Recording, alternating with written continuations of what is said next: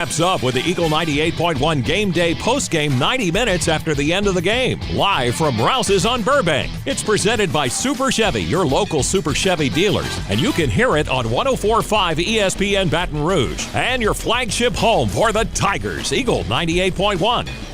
At the Renaissance Hotel in Baton Rouge, when it comes to hosting your meeting or event, we're in the business of saying yes. From our intimate boardrooms that can accommodate as few as a dozen people, to our extravagant ballroom that can host events for 500 people, the Renaissance Hotel wants to make your next event unforgettable. To book your next event, call the Renaissance Hotel today at 215-7000. That's 215-7000, 215-7000.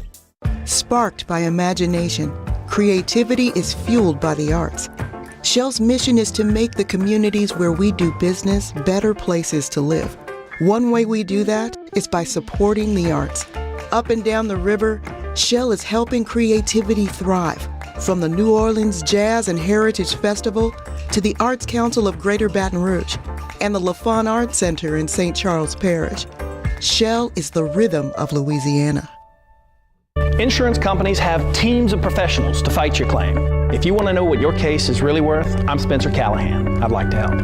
Spencer Callahan is the one to see. Call 387-2323. LA filing number 16-7970. WNXX Jackson, KNXX Donaldsonville, and WDGL HD2 Baton Rouge. This hour brought to you by Spencer Callahan Injury Lawyers. LA 21-12681. Offices in Baton Rouge.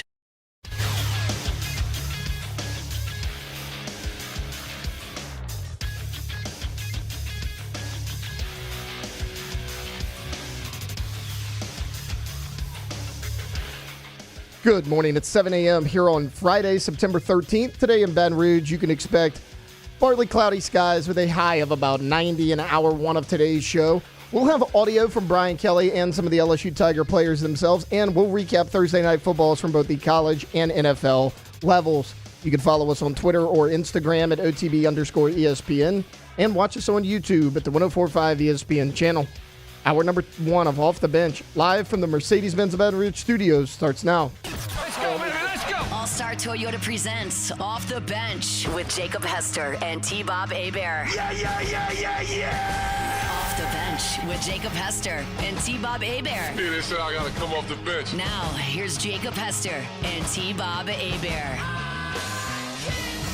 Yo, what's good, y'all? Oh, it feels good to be back here in the studio after a couple of days away. Alondra and Taylor, I missed y'all so much. Both getting to see y'all's faces, making to talk on air, off air. Very happy to be back. Jake is flying out this morning to South Carolina, so he is joining us remotely for the majority of the show today before he has to go catch that flight with the team, as he is now a part of that Eagle 98.1 game day broadcast. Jake, what's up, man? How we feeling today? Some good college football last night, not so much in the NFL. Imagine that. It's bad Thursday night football. And a weekend of great football coming up. Yeah, it was a great college football game between two teams that, exciting to watch. Arizona State's like old school throwback, 3 yards in a cloud of dust, which I love. And so that game was much better than what we saw in the NFL. But, remotely doing the show again today because I figured I could do it a little bit longer if I was here since we fly out a little bit earlier than normal. I don't know if the weather has anything to do with that or if it was always planned. But, yeah, we're flying out pretty early. Early kick. Obviously, noon kick Eastern time, if I'm not mistaken. Yeah, so, yeah. It's at 11 a.m. slot. I'll get a chance to be back, though, pretty early. And I believe Jackson and U-High, they play Rummel Saturday now because of some of the weather. So I'll be able to hopefully get home for some of that as well. Sorry about that. My headphones came unplugged. Good luck to U-High. I hope y'all beat Rummel's ass. You hear that? You hear that, Craig Stelz? The fighting PJ Lonergans. Shout out PJ, wherever you're at, brother. All right, it is going to be a great weekend of football. Oh, by the way, Alondra, Taylor, how we doing, guys? Did you miss me here in studio? Doing great, Great job, yeah. Great job. We're a little rusty. I understand. I haven't cracked the mic in a couple days. No, I mean, I just thought Taylor was going to go, but yeah, doing great. Have you been having to absorb all of Taylor's takes over the past 2 days with no one else in here to act like that lightning rod? Yeah. What is, do you have, maybe you need to think for a couple seconds, do you have a favorite Taylor take of the last couple of days? Not that I can think of off the top of my head. Not favorite, because she didn't probably like any of them. What about you, Taylor? What's your favorite take that you've had over the last couple of days? There's just so many. You put a joke in the doc. Would you say that's the best drive Colorado's had on that field in a while? Yeah. That's a good one. What's the story there? So Somebody drove a truck on guy got in a Folsom wreck, Field. like a hit and run, and somehow got onto Colorado's field and drove the truck onto the field. Wait, what? I did not see this. I saw the picture. It's called Folsom Field, right? So, I mean, Folsom Prison. Yeah. I mean, I don't know. True. I saw him. I saw the picture of him on the field. I did not, and then I saw maybe it was like a hit and run. So he looked clearly not in the right headspace. When he was standing outside of said truck. Well, guys, anyway, I'm glad to be back. Let's go ahead and get this thing started with our friends. It's time to get to work, courtesy of Tiger Labor and Staffing, where they can help take care of screening, training, payroll, and more. Now, for starters. Okay. Remember, Tiger Labor and Staffing, your employment experts. You need somebody today, right? You need somebody today, same day, for a job, or you are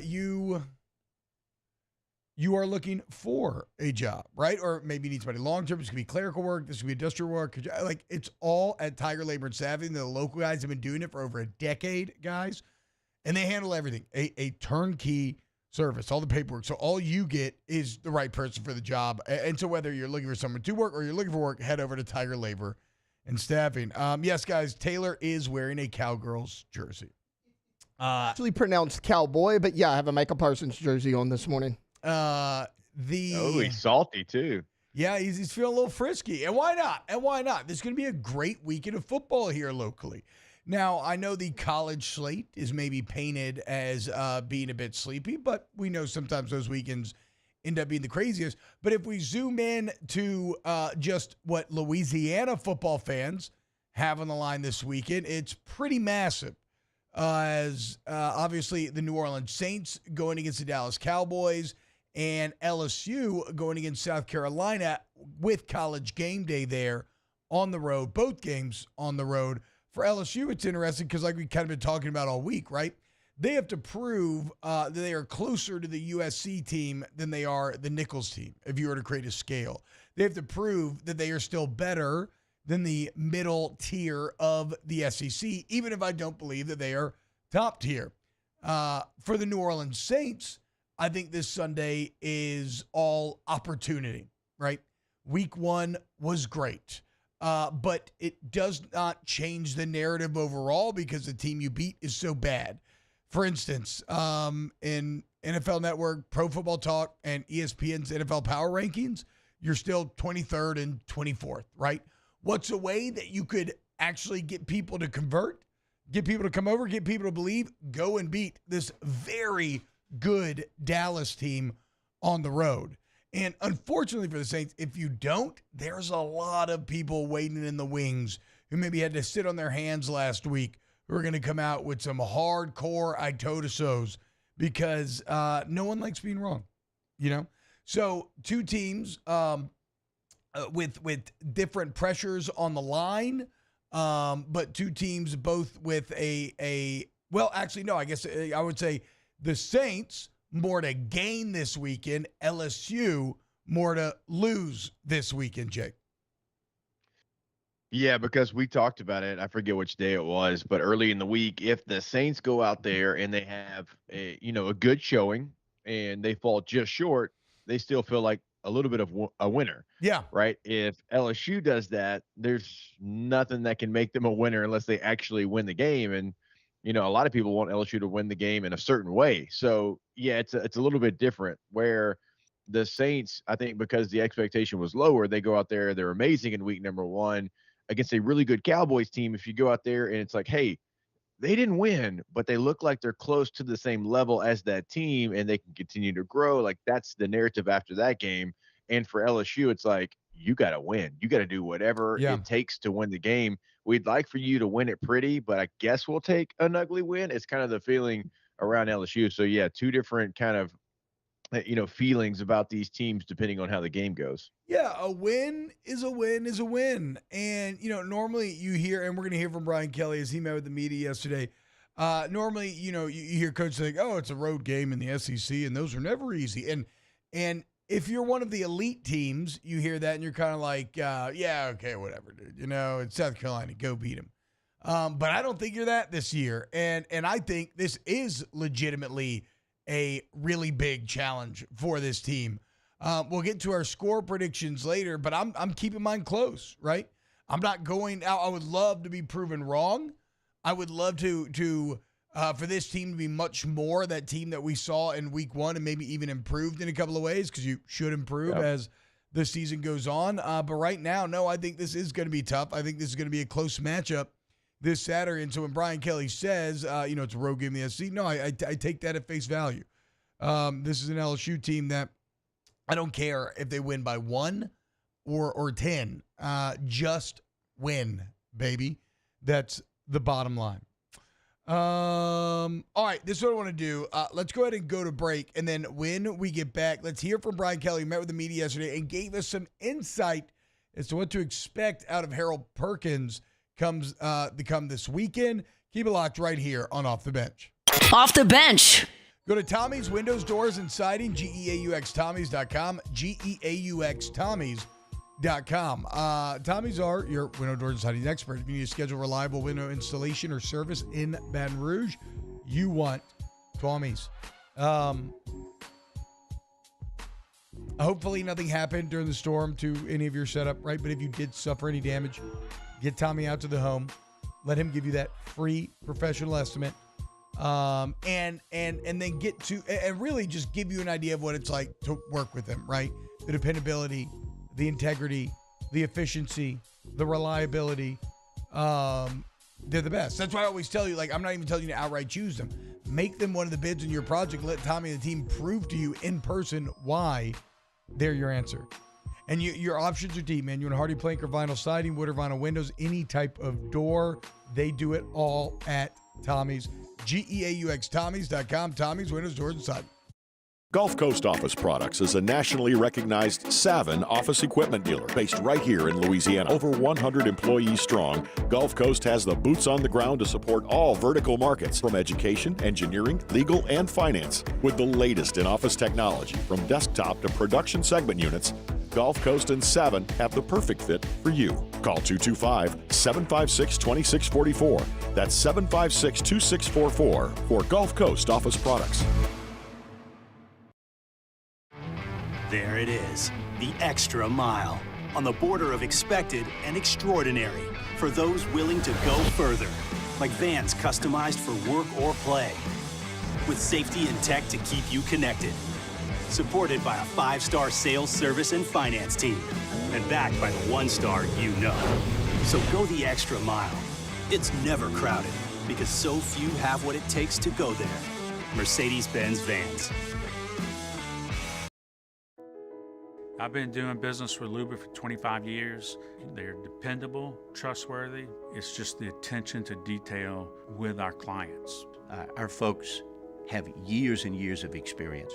They're highly trained professionals, but many companies have that asset. What I'd like to think makes Luba a bit different is that we use those talents in a way that truly is dedicated to serving the needs of the folks who depend on us.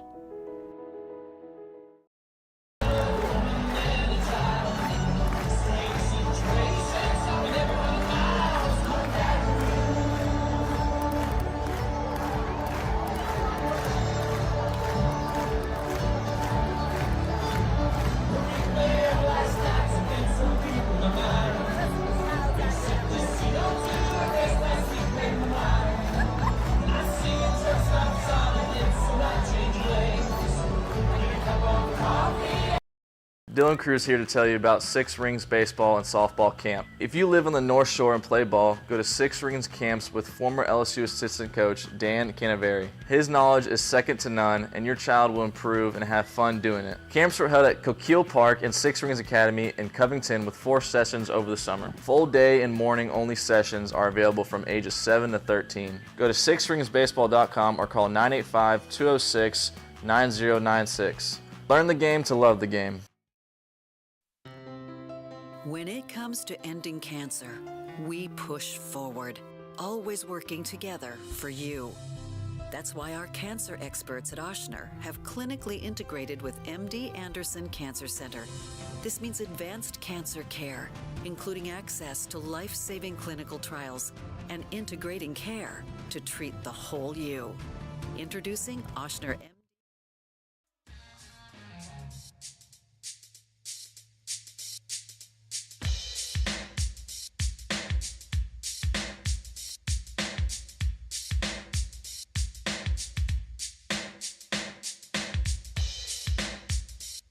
Welcome back to Off the Bench with Hester and T-Bob. Yo, what's happening, y'all? RSP 1218, Ask T-Bob's Brian Kelly being too transparent with our strategies with the media. Second question, what if Nuss wakes up feeling dangerous tomorrow? Let's be clear on the Nussmeier front. He is the reason why I think that LSU wins this game. And honestly, it's probably why. I mean, LSU's still pretty heavy favorite spread-wise, right? Is it over 7? Maybe right under 7? It did go down. I don't know if it went back up, T-Bob. I know it went down to under a touchdown, but I don't know if it went back up. It's still around a touchdown on the road, right? Yeah. Which we know adjusting for road means it's almost double digits. So, like, you're like, okay, well, if T-Bob's being such a coward about LSU, how is Vegas so confident? And I just have to point to Nuss versus Sellers, right? So if Nuss wakes up feeling dangerous tomorrow, hell yeah, good. I hope so. He's going to be waking up early, and you got to be locked in early as well. Although it's the advantage LSU that this game's at 11, and you don't have to deal with that stadium at night. In terms of Brian Kelly being too transparent with the media, let's hear what Kelly had to say, and then we can get into it. Here is Kelly 1 on how they're going to use Whit Weeks and Harold Perkins. Look, they all have to play, right? I mean, so we have to be able to be creative with our defensive structure. And, Blake understands that, and that's a good thing for us, right? I mean, I think we understand that we've got some position flexibility. Witt's played some Mike linebacker. Harold's played Will. He's played some Sam.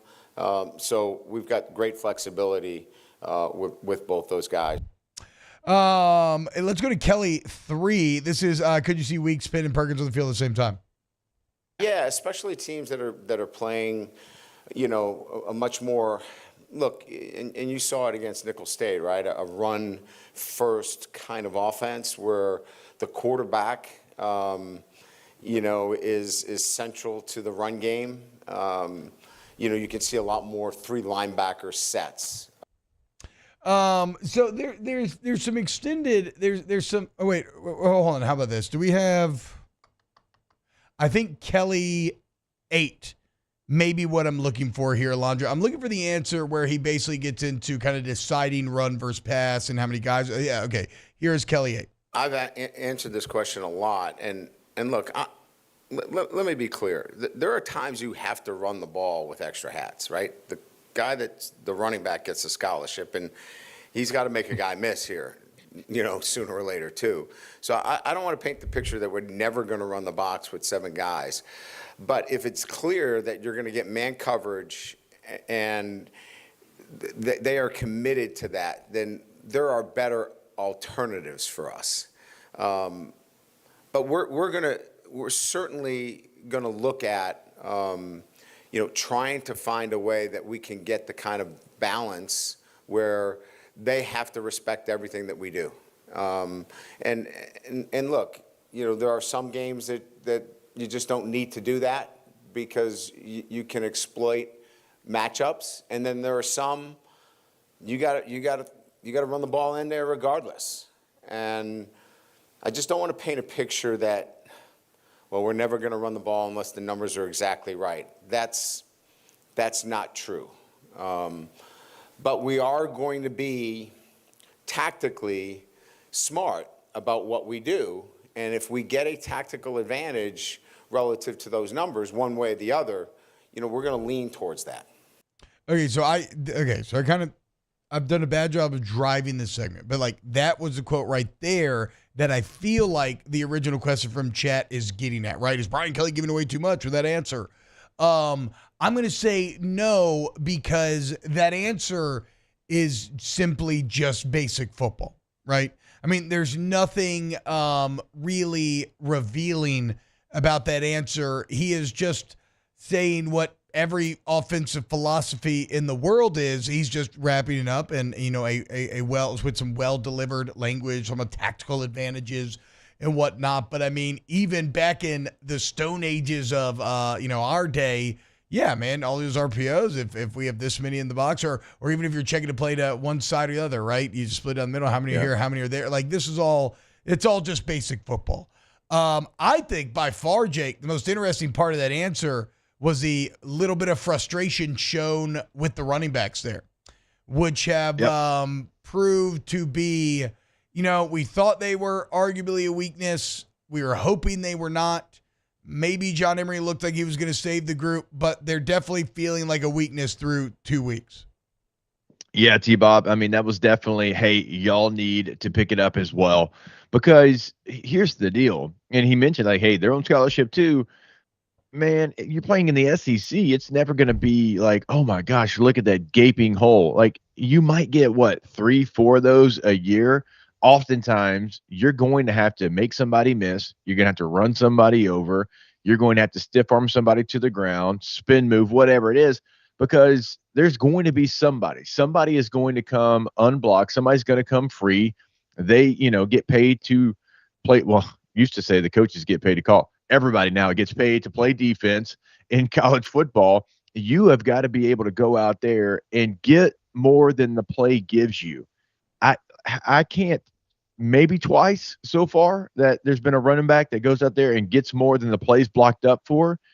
That's got to go way up. Yeah. I mean, you're going to have, the ability to get to the second level if you make that ability. You have to just read your keys better. I think you've got to play faster. You can't think. You've got to have a feel for it.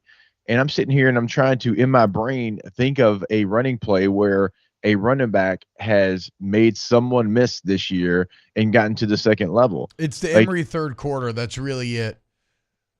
And you know why? John was able to hit that 50-plus yarder is because he read his keys. He was full speed in reading those keys, and it was a gap scheme run that he went right where he was supposed to, full speed, and broke 2 or 3 arm tackles as he got to the second level, and then he pulls away. That's what we're not seeing right now. And I've had so many questions on the street.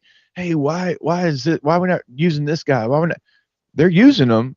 It just hasn't been effective. And that's on everybody. Sure, we could talk about the tight ends and how they need to continue to get better in the run blocking. We could talk about the offensive line getting more push. Yeah. But also, like BK said there, the running backs are on scholarship. They're a part of it.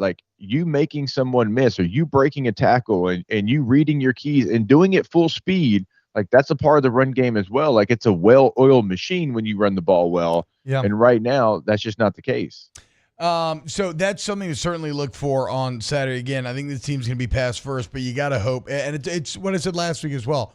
I'm not saying that I need you to overly. I just need you to keep working the run, right? You can get better there.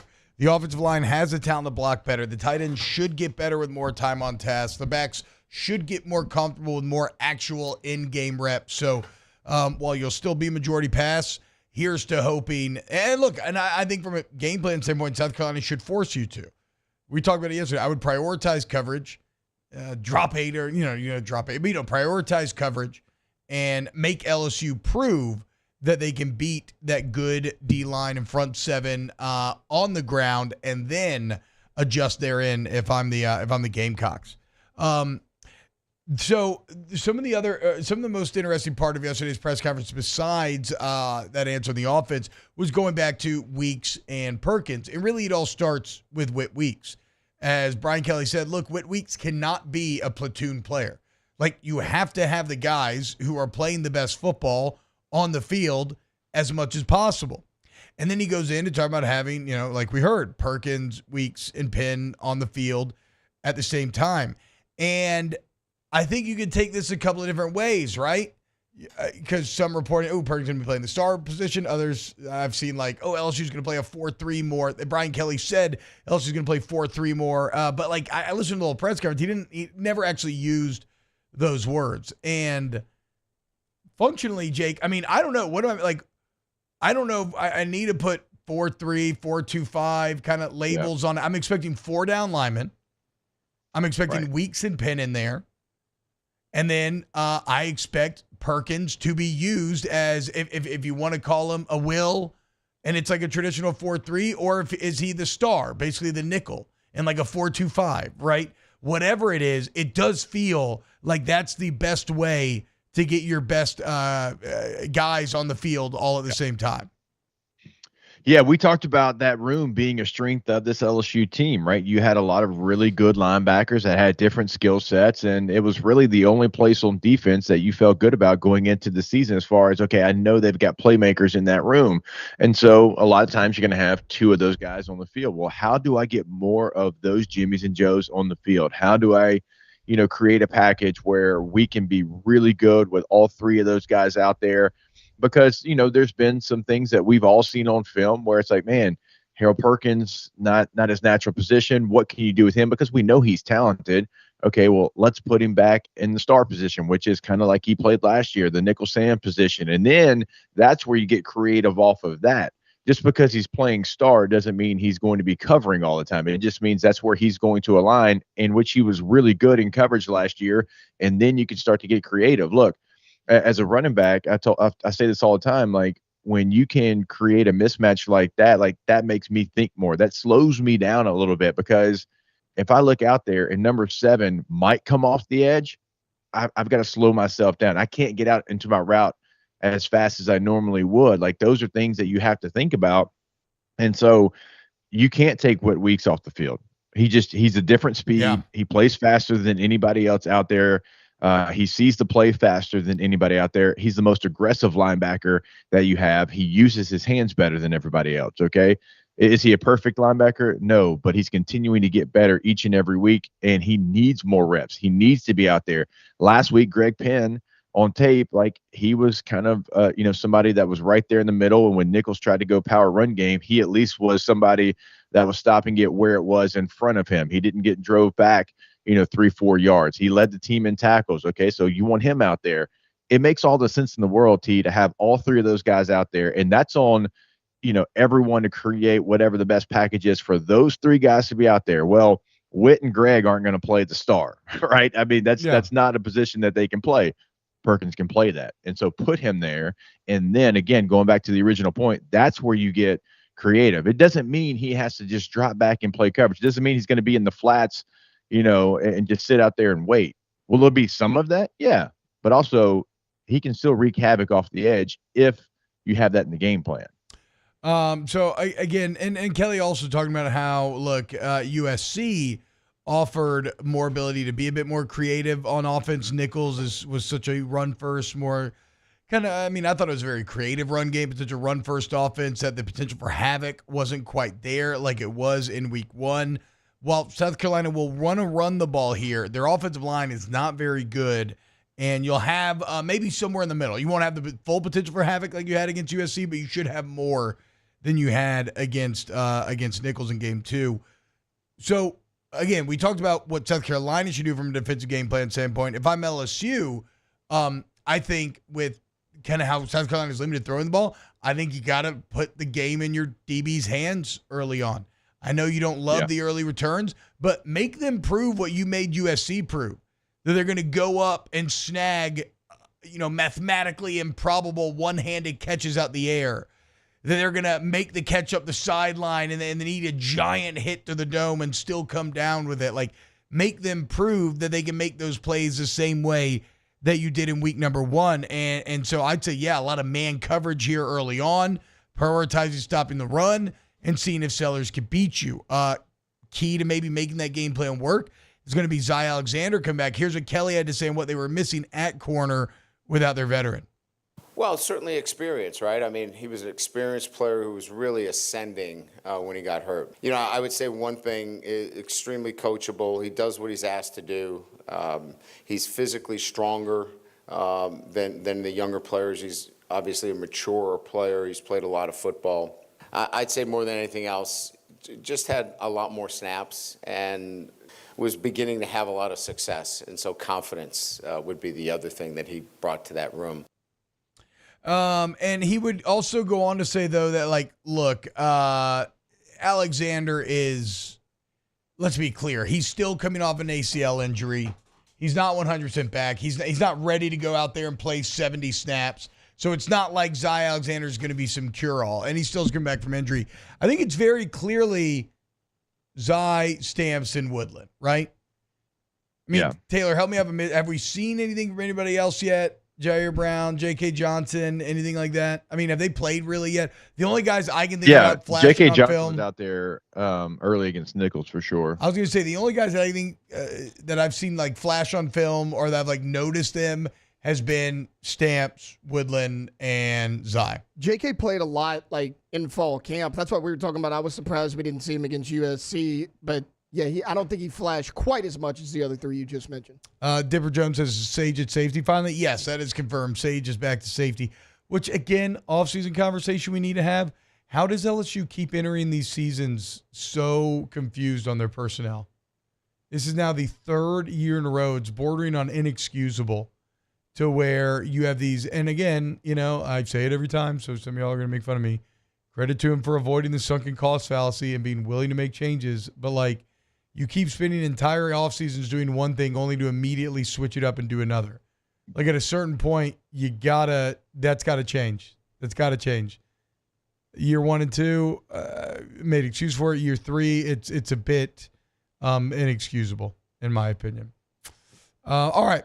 When we get back here on Off the Bench, a couple more answers to get to. Continue to break down this game. I want to talk Saints-Cowboys as well, as even though Taylor hates them, this Cowboys team actually pretty good when you look at them from an opponent perspective. More Off the Bench coming up. Off the Bench. Go to All-Star Toyota of BatonRouge.com, All-Star Toyota of BatonRouge.com. All-Star Toyota has the best selection of vehicles in the city, guys. Whether you're looking for new Toyota certified used vehicles, maybe you want a custom order right there online at All-Star Toyota Express, or just go check out all the great deals they have. But it's any type, right? You want a big old truck like a Tundra, you need a work truck like a Tacoma. I've leased a Camry for 3 years because that's what I could afford at the time, and it was great. One thing I love, if you are in the market for a new vehicle, hell yeah, explore the hybrid options, where you save a ton of money on gas. Your dollar goes a lot longer, but you're also not relying on like charging stations or sitting there for 20, 30 minutes or having to install something in your garage. No, they're the best at All-Star. Or the airline good with All-Star Toyota, BatonRouge.com. Bayou Ford has the new inventory to get you in a new Ford truck or SUV today, or customize your next vehicle just the way you want it. All new Bayou Ford vehicles come with a 1 million mile powertrain warranty. The crew at Bayou Ford is going to do right by you. There's nothing chill about a hot, sweaty line. Unless you add Mountain Cold Refreshment. Coors Light. Choose chill. It's no secret. The best oysters in Baton Rouge are at Jolie Pearl Oyster Bar. Enjoy mouth-watering South Louisiana flavor and oysters from all over the country. And don't forget our nightly drink specials.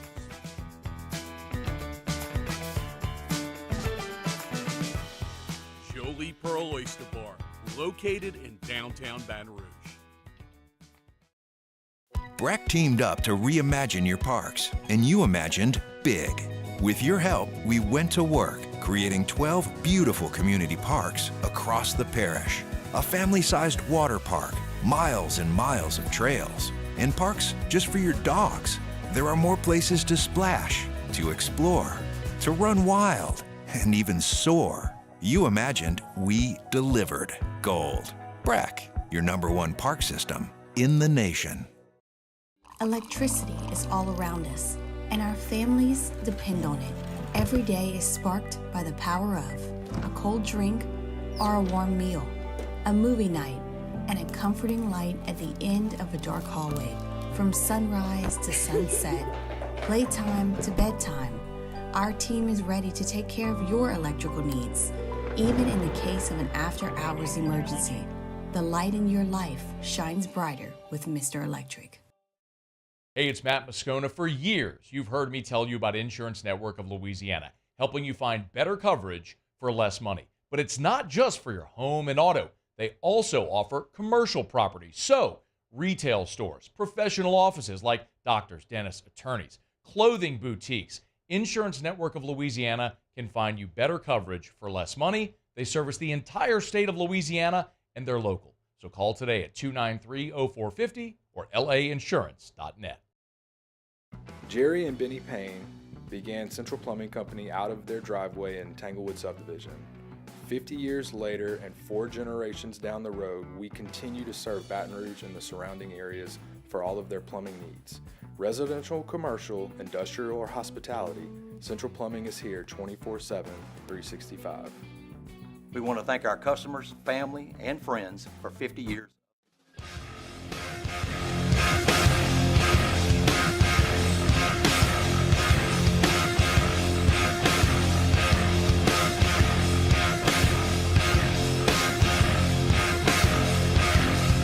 Welcome back to Off the Bench with Hester and T-Bob.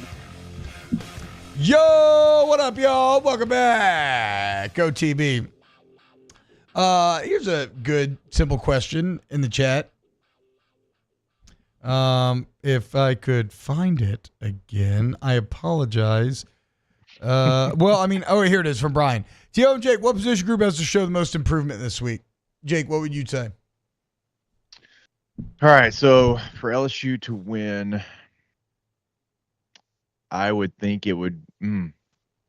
I keep going back to the running backs. It might not be the answer because I think they can throw the football like you said, T, and Nuss can go out there and he can have a big day and they can still win. Maybe it's just me wanting to see more from that group, but I would certainly throw that group into the conversation because the easy answer would probably be defensive line, but I just don't know what level that group can get to now with the injuries that they've had. That's what I was say. When we talk about who do I need to see improvement from, I'm going to take into account the level of skill, right? And with this D-line, I feel like it's a flawed group, but I feel like they're playing really hard. I feel like in week number 1, especially, they found success kind of against the odds a bit. So it's tough to say I need them to get much better because, like you're saying, I don't know how much better they get. Unfortunately, kind of the same way I feel about the DBs. Honestly, that's the group that I would want to play better. Probably the most. That would be my answer. But again, a group that personnel-wise is a bit flawed. And so then it becomes, okay, who do I think is good and is leaving and are leaving things on the table, right? Certainly the O-line in the run game, you could say that, but they're so elite in pass pro. I'm not going to go there. As you said, Jake, running back, I would completely agree with that. Tight end, again, in the run game, but they've been good in the pass game, so I'm not going to go there.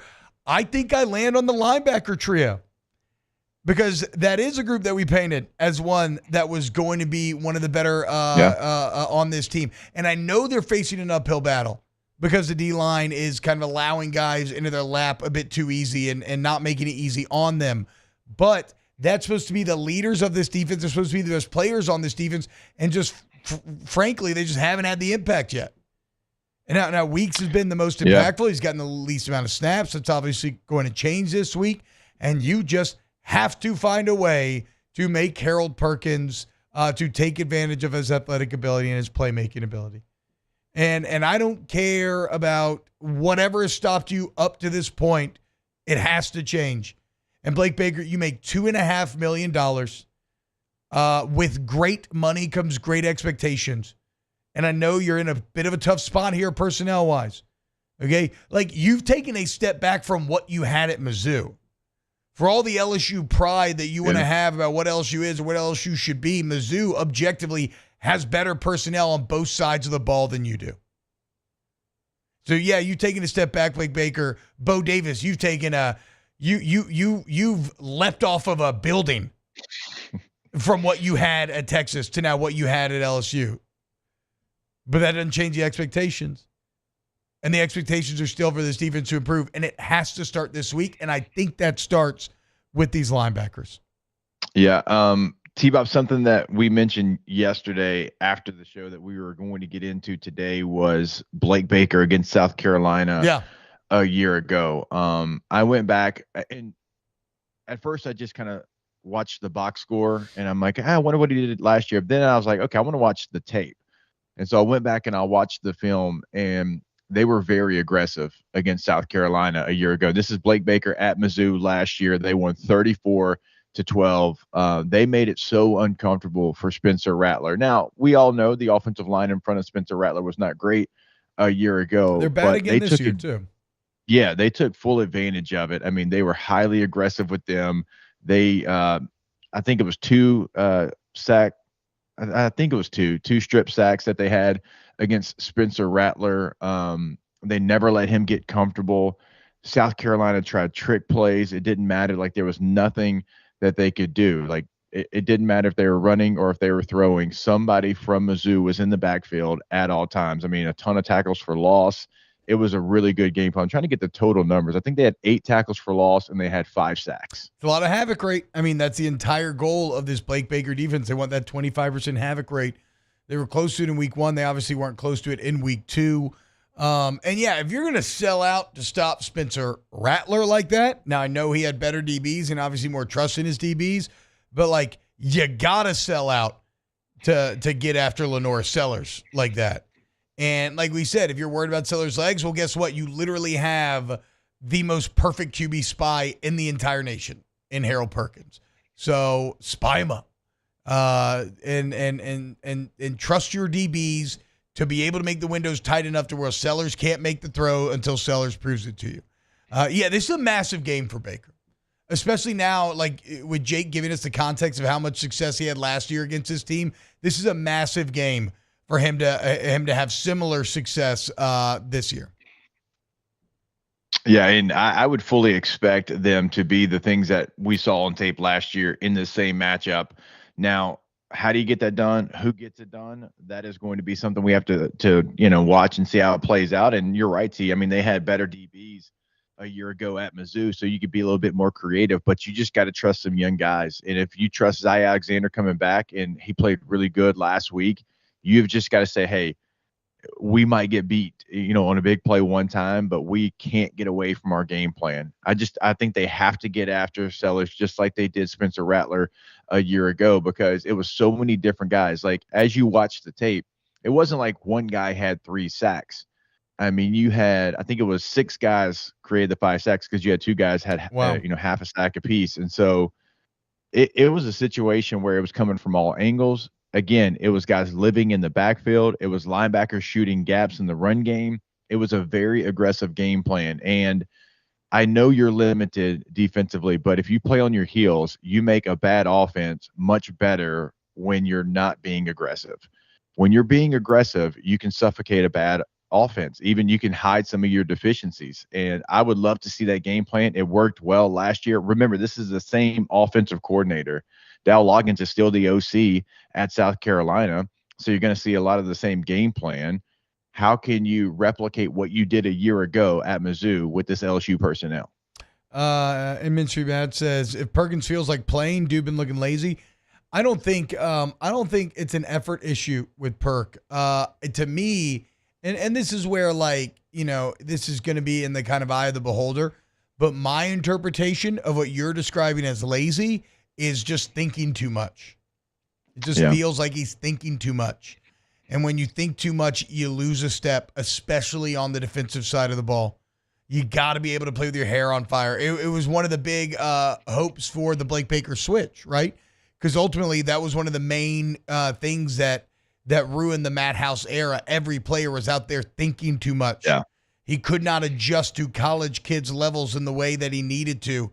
And that's supposed to be one of Baker's strengths.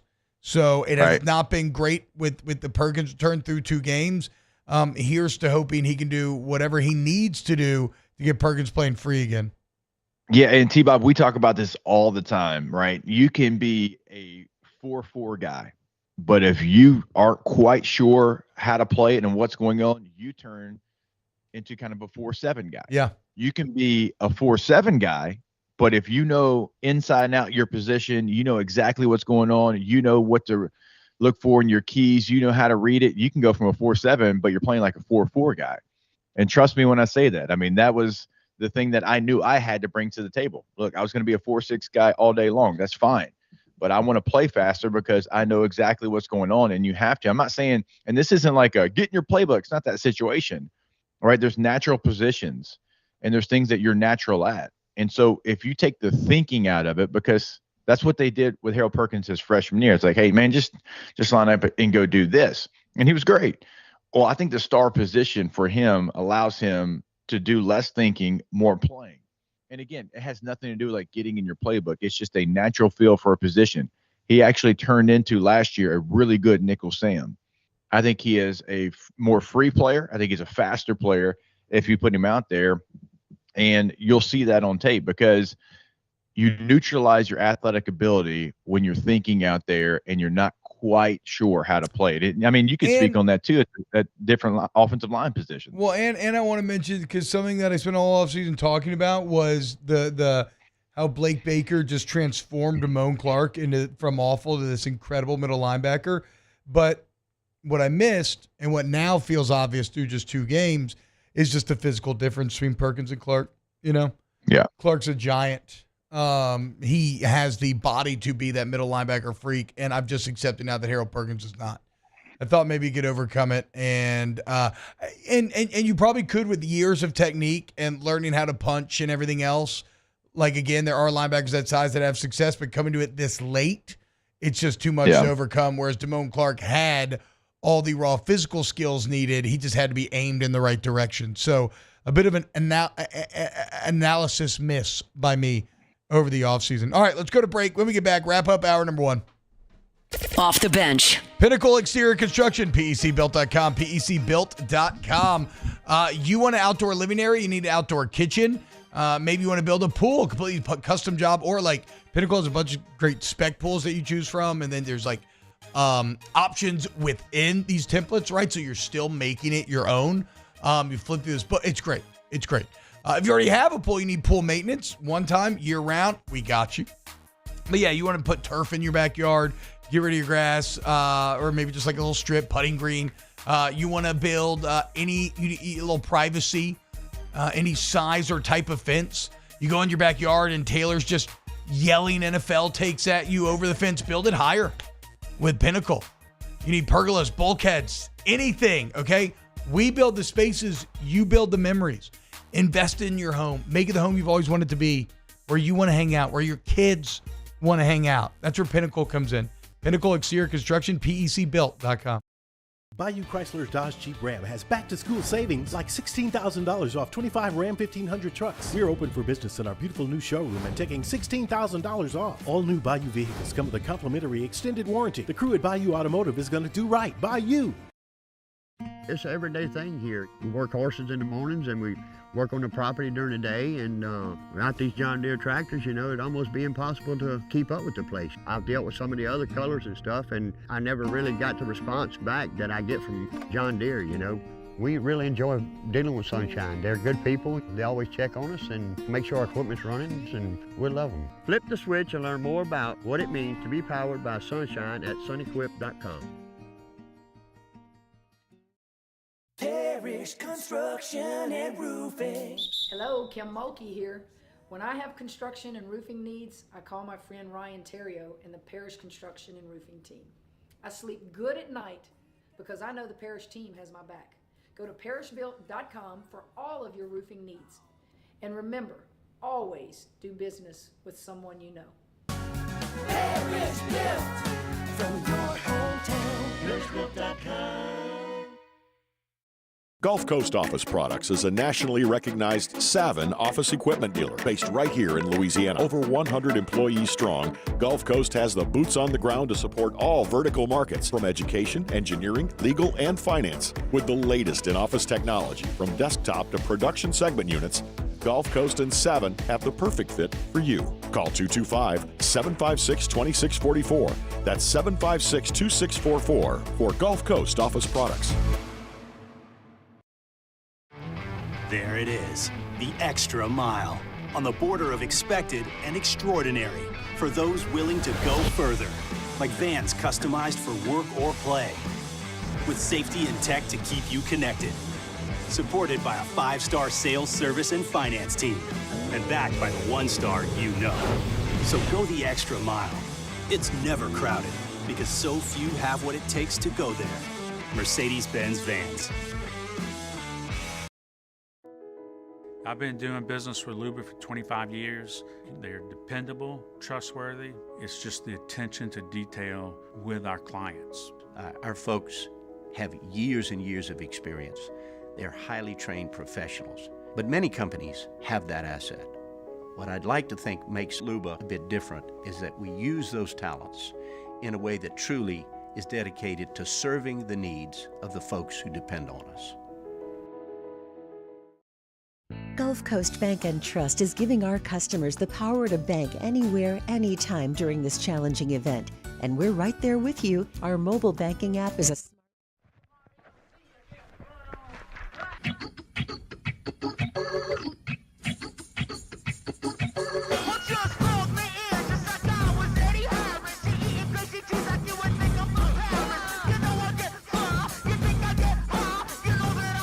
Welcome back to Off the Bench with Hester and T-Bob. Hey, I want to remind y'all that the Queen of Baton Rouge is your home for football this fall.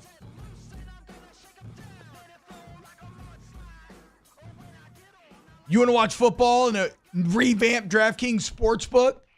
Cash in, cash out, actually get tickets to play with, have some great drinks, some great food at the 1717 Restaurant and Lounge.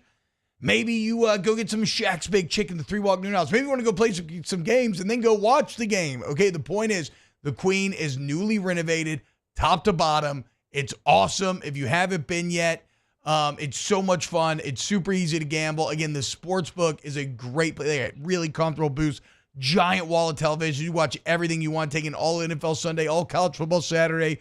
We'll be out there for a few Saints primetime games coming up this year. Ton of fun there at the Queen in Baton Rouge. All right, how about that Thursday night football last night, guys?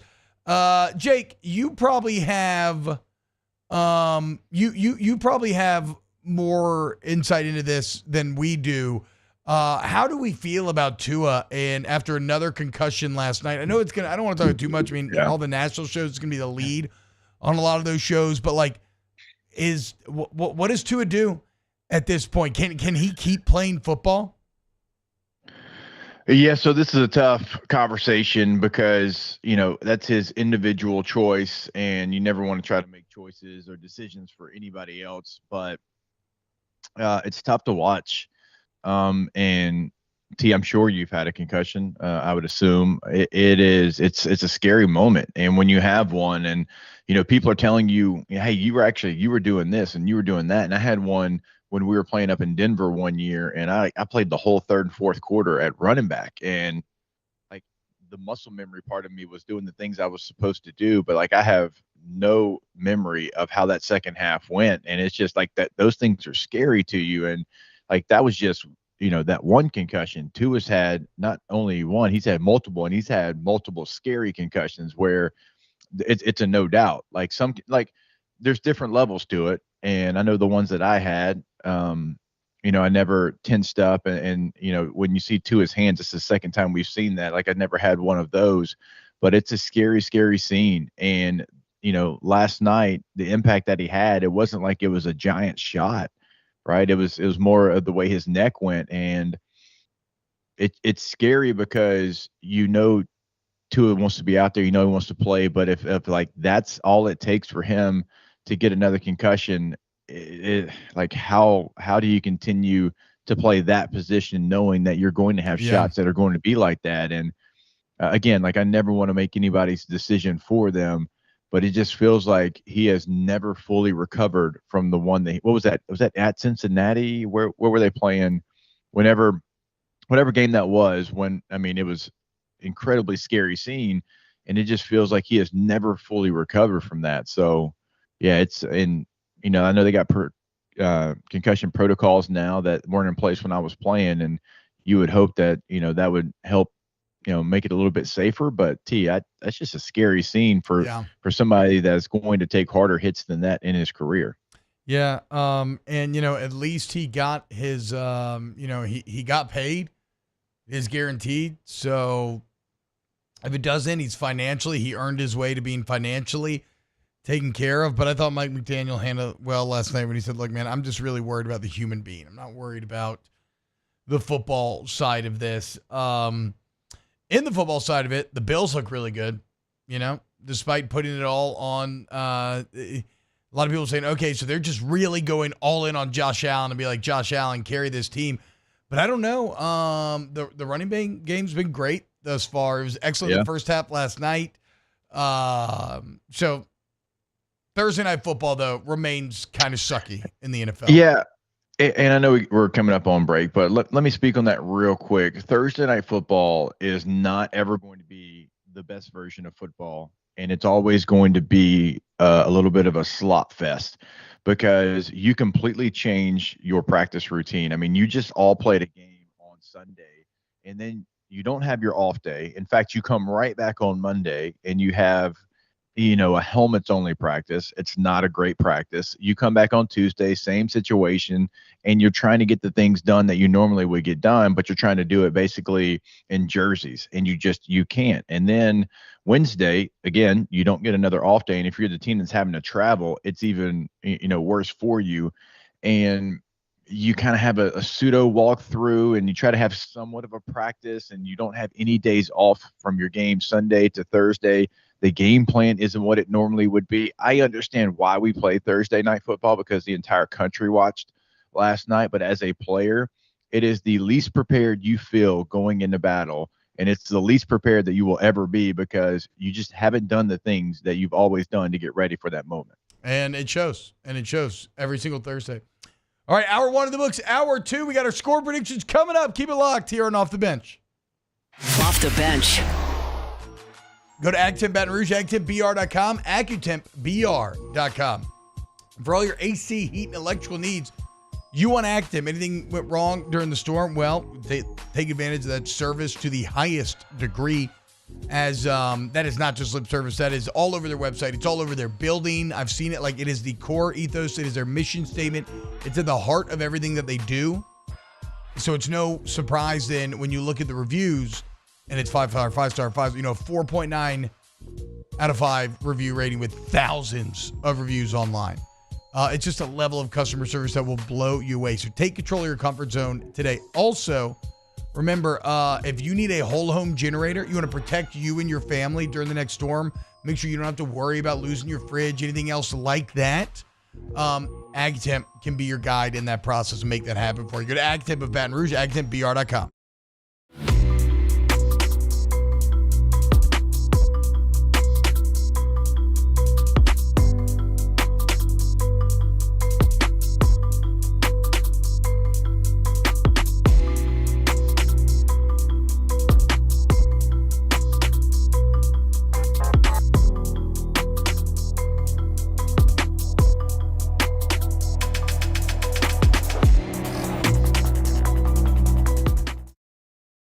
Dylan Cruz here to tell you about Six Rings Baseball and Softball Camp. If you live on the North Shore and play ball, go to Six Rings Camps with former LSU assistant coach Dan Canaveri. His knowledge is second to none, and your child will improve and have fun doing it. Camps were held at Coquille Park and Six Rings Academy in Covington with 4 sessions over the summer. Full day and morning only sessions are available from ages 7 to 13. Go to sixringsbaseball.com or call 985-206-9096.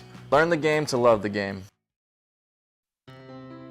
When it comes to ending cancer, we push forward, always working together for you. That's why our cancer experts at Ochsner have clinically integrated with MD Anderson Cancer Center.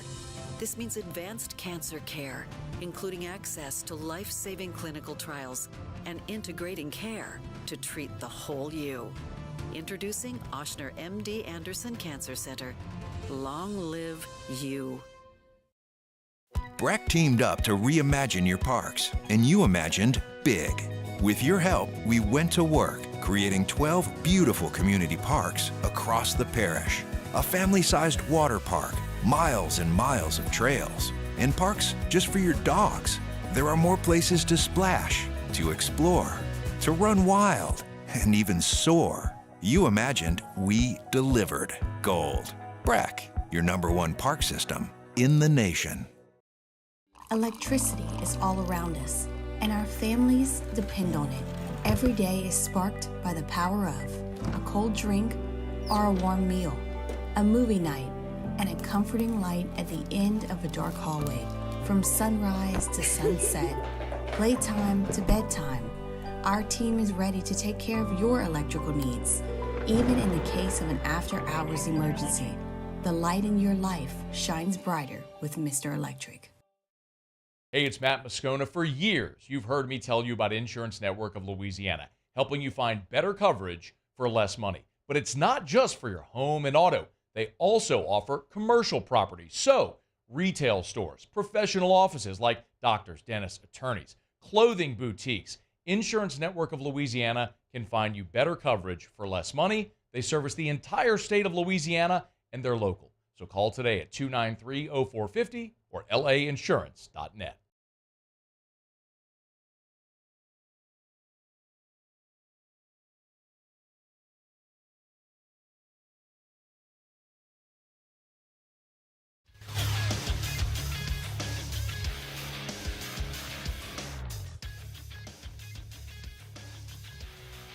Good morning. It's 8 a.m. here on Friday, September 13th. Today in Baton Rouge, you can expect partly cloudy skies with a high of 90 in hour 2 of today's show. We'll make our final predictions for both LSU, South Carolina, and Saints-Cowboys.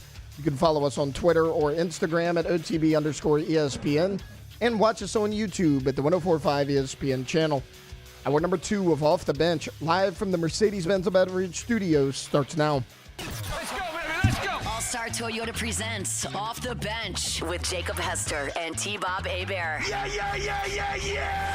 Off the Bench with Jacob Hester and T-Bob Hebert. Hey, they said I got to come off the bench. Now, here's Jacob Hester and T-Bob Hebert.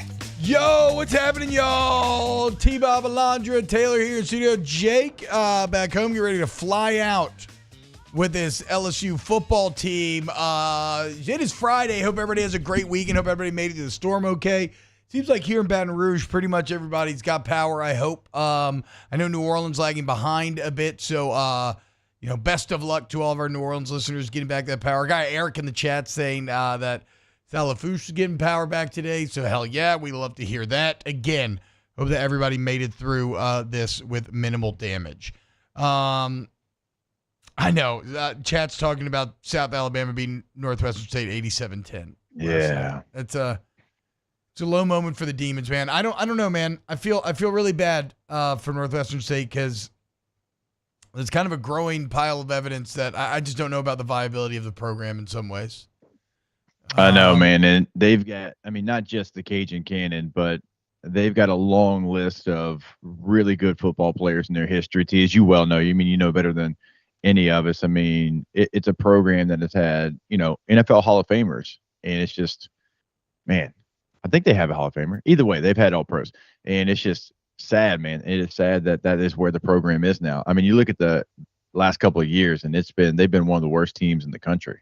Yeah, and it seems like it's been like that for kind of longer than not, and even just in my dad's day, dude, they had Mark Duper, Gary Reasons, Joe Delaney, all NFL players.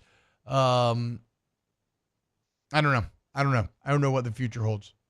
You know what's going well for in the 318 though? ULM, the Warhawks, And we'll talk to Coach Brian Vincent coming up at 9 a.m. about ULM, off to a 2-0 start, dominating Vincent's old team, UAB, in week number 2 at home. They got Texas on Saturday. So we'll talk to Coach about what it's like being, a school the size of ULM and going to take on the behemoth that currently that the Texas Longhorns appear to be. All right, let's get into this weekend's games. I want to talk some score predictions. Jake, let's start with LSU, South Carolina. Yep. I've said it. I don't think it's weird. I said the score, I think, earlier this week in response to a tweet. I referenced it on air, and then chat told me, I don't know if I agree. Maybe that doesn't make sense. And I'm like, okay, you know what? I don't know. Maybe you're right. But the number that jumped out of my head that I'm just going to continue to stick with for now is 31-27. And as Chad pointed out, they're like, wait, so you think you're going to give up the same amount of points to this USC that you did to the other USC? And that's a good point. Like, no, on paper, you should not. You really should not. But a couple of the creative touchdowns that I saw against Kentucky, I could see LSU's defense getting fooled in the same way, and a couple of big plays being created that go for scores. So I'm just going to stick with it. It's like the SAT. Go with your instincts. Go with your first answer. I'm saying LSU wins this game 31-27, and it is mainly because Garrett Nussmeier outplays Lenore Sellers on a play-to-play basis by a lot, but Sellers maybe comes up with a couple of the big plays. I think that you run the ball fine, whatever. I think you throw the ball well, and defensively, like I'm kind of getting at here, I think you do just enough to win. I think the score that I sent to our guy Hunt Palmer for the site was 24-21 LSU, if I'm not mistaken. I don't makes see more it getting... sense in terms of the scoring. Do what? I said yours. I think yours probably is more realistic in terms of the scoring. Interesting that we both have kind of the same gap, but yeah, that makes it should be more of a defensive game. Yeah, I don't know. The weather's not supposed to be great. It's supposed to be wet, and so I can see it kind of turning a little bit into a rock fight. And if it does, LSU is going to have to find a way to run the football. But the reason I thought LSU can get the victory here is because I think South Carolina and their pass rush is the best thing that they do as a team. I think it's their strongest thing that they do. And your strongest thing that you probably do is pass protection. Now, look, we know the run game's got to go up, but pass protection, you've been almost perfect. I mean, you haven't given up a sack yet this season. And so I think if you can neutralize what they do best, that's going to give you a much better chance to win. And if they can't get after the quarterback, and Garrett Nussmeier does have time, even with a wet football, I think he can facilitate the ball to his playmakers. And this is a game where at receiver, Anderson and Thomas, I think, are going to be crucial because they are the kind of the smoke screens, the now routes, the intermediate stuff. And if you have a wet ball and you can't push the ball down the field, I think they are going to be crucial in some of that intermediate passing game, and they could be the difference if you win or lose. All right, Taylor, do you have or in Alondra, you feel free as well. I mean, score predictions are always kind of a funny thing. Do you have a score predict on LSU, South Carolina? I'm going 34-24 LSU. LSU's been underwhelming. However, I think we're being prisoners of the moment. Just a tad on South Carolina. I don't think Kentucky's very good. I mean, they looked awesome against Kentucky. I don't think South Carolina has the athletes and the weapons on the outside to match up with you. So if Nussmeier's able to throw it, I like LSU by 10. Alondra, do you got any thoughts here? Yeah. So what'd you say? You said 31-27. I said 31-27. Yeah. So I was a bit high scoring. Yeah. So I think I'm gonna go. I don't think they'll get up to 27. I think it'll be more like 31-14. Oh, okay. Alondra looking for the big bounce back for the Tigers. Yes, I think that they need it. They need a bounce back. Like, I know they had a good game over Nichols, but again, it's Nichols. Yeah, so I agree. I feel like they're gonna come out swinging. Well, that would be great. That would go a long way towards quelling Tiger fans' fear and towards accomplishing the goal that I've said should be the stated goal all week, which is still prove that you're better than the rest. Yes, and a slight clerical error by me. ULM has a bye this week, and they'll play Texas next week. Texas is on the schedule next, however. Is that a Cowgirls jersey?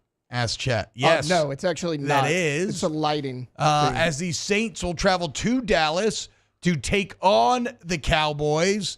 And let's go ahead and dive in here. Score predictions for this game. I am going to go 24-21 Cowboys. I am not going to sit here, speaking of being prisoner of the moment, I cannot sit here and objectively say that I expect the New Orleans Saints to beat the Cowboys without just being like, look, it's the NFL. Anything can happen. Absolutely. This is true. Oh, no. Look at what just walked into studio here. No As that's a nice hat, though, Tay-Tay. I got to say. You have worn this hat before, T-Bone. Tay-Tay just walked out of the studio, grabbed his cowboy hat. He's been waiting on score predictions all day for this game. I'll say 24-21 Cowboys. But that's, that's fine. Like I said, Taylor hates this team, but if you just look at this team from an opponent perspective, it's kind of intimidating. I mean, just look at the defense, right? So offensively, yes, they're a bit flawed, but they still have one of the best quarterbacks in the league. And they have CeeDee Lamb, one of the best wide receivers in the league. And in today's game, that's enough to make up for a lot, especially when you have a great quarterback. But look at the defense.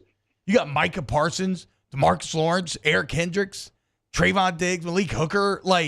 That is Mike Zimmer. I mean, Jake, speak on Mike Zimmer, the defensive genius, double A gap mugs. We've heard Flynn talk about during flestering all the time. It paints an intimidating picture from the opponent's perspective. It's why they've had so much regular season success. And so, I'm not picking the Saints to win, but the Saints really are playing with house money in this game in a lot of ways, in my mind. Yeah, Zimmer's one of those defensive coordinators that you mentioned in your initial team meeting on Monday, and a lot of guys don't get that respect. Like Monty Kiffin used to get that. Like if we were playing the Buccaneers, he'd get, hey, we're playing Monty Kiffin. Zimmer got some of that because the double A mug stuff that he would do, and what we're talking about, you'd have both inside linebackers right in both A gaps on each side of the center. And they're playing mind games. They are trying to trick you. They're trying to get you to slide your protection the wrong way because it's an advantage for them. And then they have maybe the best pass rusher in the NFL and Micah Parsons on top of that.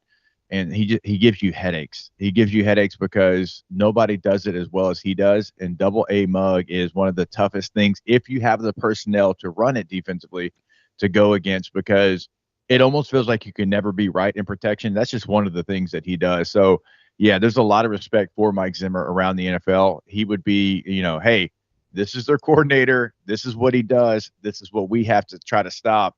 And you just don't have that conversation with every coordinator. Taylor. Wait, so what's your score prediction then, Jake? 17-13 Cowboys.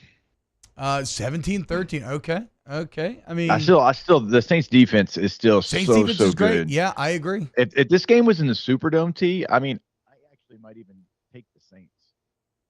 The what did I line's say? at 45 Did I say and a half, 24-21? I want by to change the it way. 21-17. I'll go 21-17 Cowboys, actually. That feels more realistic. Taylor. You disgusting. What do you think is going to happen on Sunday? Well, obviously, the good guys, being the Cowboys, they're going to win this game. I think it's going to be a defensive struggle, though. I think both these teams are top 10 defenses. They scored a lot last week. They both played really, really bad teams with really bad offenses. I'm thinking the Cowboys in a close one, 24-20. How are you going to take in the game on Sunday? I'm going to catch the beginning of it driving home because we're going to Bossier on Saturday night for a concert. We'll be driving home Sunday morning. So I'll probably catch the beginning of it on the radio. And fake then fan. Coming home. Fake fan, guys. Fake fan. Listening to the game on the radio. Pathetic. Dude, that's the old school way to do it. That's the best way to do it. Whoa. What's wrong with listening to the game on the radio, T-Bob? I guess you're right. Yeah. Wow. I love listening to a game. Well, on the I'll be radio. double dipping that because I'll have LSU on the radio on the way up there, and then Cowboys and Saints on the radio on the way home. Best way? Good way. Best way. It's the best way, T-Bob. Yeah, okay. You're By right. the way, the Y'all right. line My is bad. at 46.5 bad. for that game. Ooh. What's a lot of points. Cowboys -6.5. Damn. Okay. Actually, I get that. I get that. Everybody's trying to not overreact too much to week one. Yeah. I understand that. I mean, again, like I said, the Saints barely moving up in any of the power rankings. Although, guys, how crazy is this? Brian Baldinger did an awesome video breakdown of Taliesin Fuanga and how good he was. And then who's the guy that McAfee has on? AQ Shipley. I retweeted his top 5 offensive lines from week number 1. I think the Saints came in at number 4. So, I mean, we know that's a flawed group. We know they're not that good, but they played a really good game on Sunday. They were put in good positions. Can you do it again? Can Clint Kubiak continue to prepare? He's a bit like an Iron Chef contestant, right?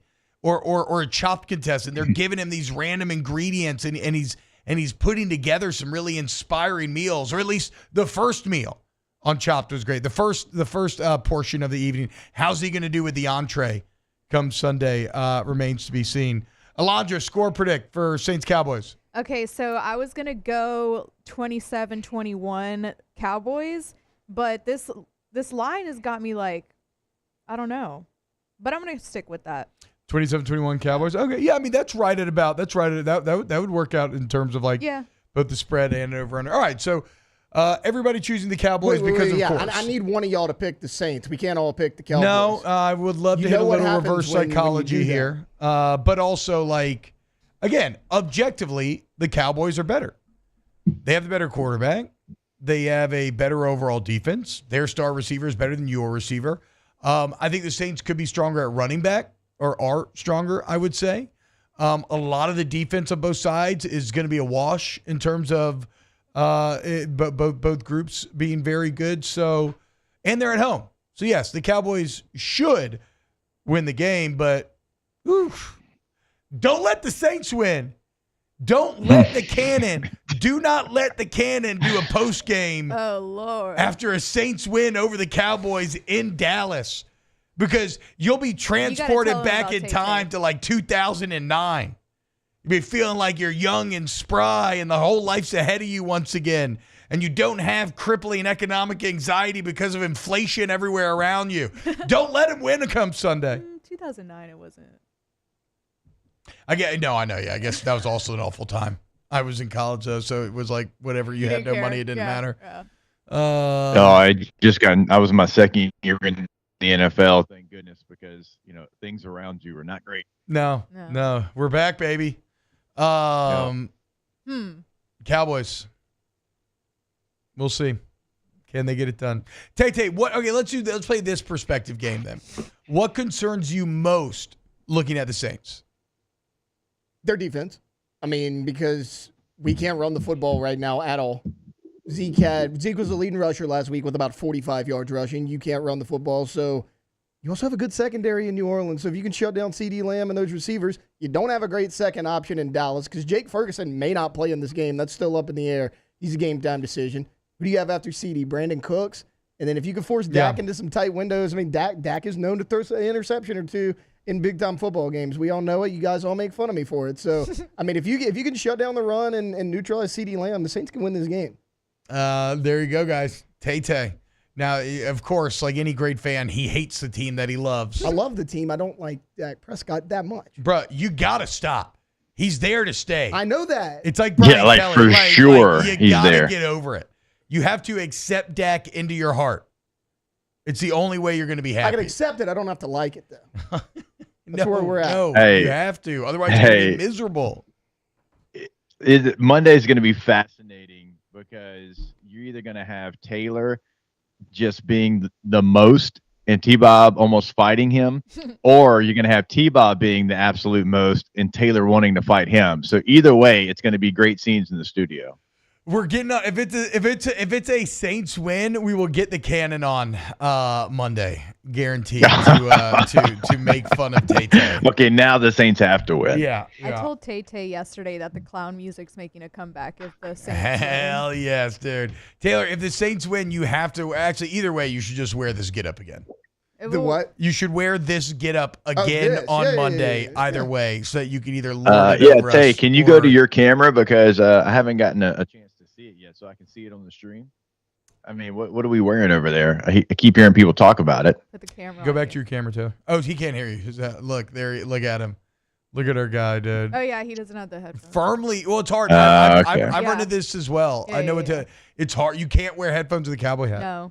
Hard to do. That was me at SEC Media Days trying to figure out how to make it work. All Yeah, right. you got to have earbuds. Got to have the old earbuds. Yep. When we get back, I want to talk a little bit of expectation for the Saints. Also, again, even though I don't feel like the Saints are going to win the game on Sunday, the Falcons feels worse. Wait until you hear what Kirk Cousins had to say. More OTB coming up next. Off the bench. Hey, fellas, you just got engaged? Congratulations. Okay. What's a great way to get some brownie points early on in this new firmly committed relationship to show that you care about the wedding, right? That you want to be involved. And a great way to do that is by going to oakparkevents.com. That's Oak, P-A-R-C, Park, oakparkevents.com, and scheduling a consultation at either Oak Lodge, Park 73, or maybe both, right? Oak Park has done thousands of weddings over the years, over the last 20 years. It's all inclusive. It's turnkey. It's customizable to what you and your wife want. Oak Lodge has, that old school New Orleans charm. I mean, wait until you see the bar. The brass mahogany bar is a beautiful centerpiece. And then Park 73, kind of more wide open, naturey, out there, a little more space. Either way, show your wife, fiance, you care. Go to oakparkevents.com.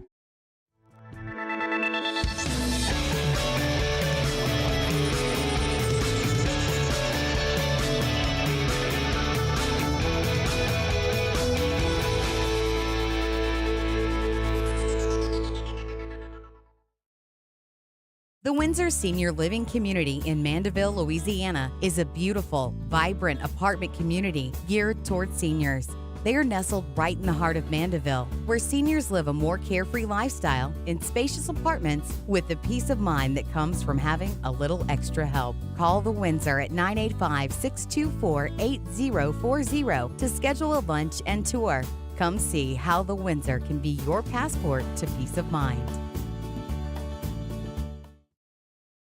Jerry and Benny Payne began Central Plumbing Company out of their driveway in Tanglewood Subdivision.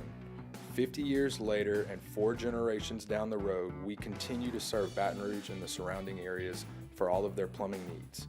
Residential, commercial, industrial, or hospitality, Central Plumbing is here 24/7, 365. We want to thank our customers, family, and friends for 50 years of success. And looking forward to 50 more. Gulf Coast Office Products is a nationally recognized Savin office equipment dealer based right here in Louisiana. Over 100 employees strong, Gulf Coast has the boots on the ground to support all vertical markets from education, engineering, legal, and finance. With the latest in office technology from desktop to production segment units, Gulf Coast and Savin have the perfect fit for you. Call 225-756-2644. That's 756-2644 for Gulf Coast Office Products. There it is, the extra mile, on the border of expected and extraordinary for those willing to go further, like vans customized for work or play, with safety and tech to keep you connected, supported by a 5-star sales, service, and finance team, and backed by the 1-star you know. So go the extra mile. It's never crowded, because so few have what it takes to go there. Mercedes-Benz Vans. I've been doing business with Luba for 25 years. They're dependable, trustworthy. It's just the attention to detail with our clients. Our folks have years and years of experience.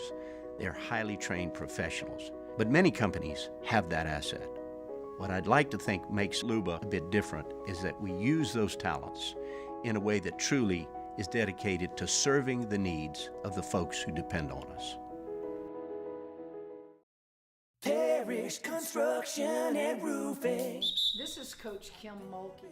Go to parishbuilt.com.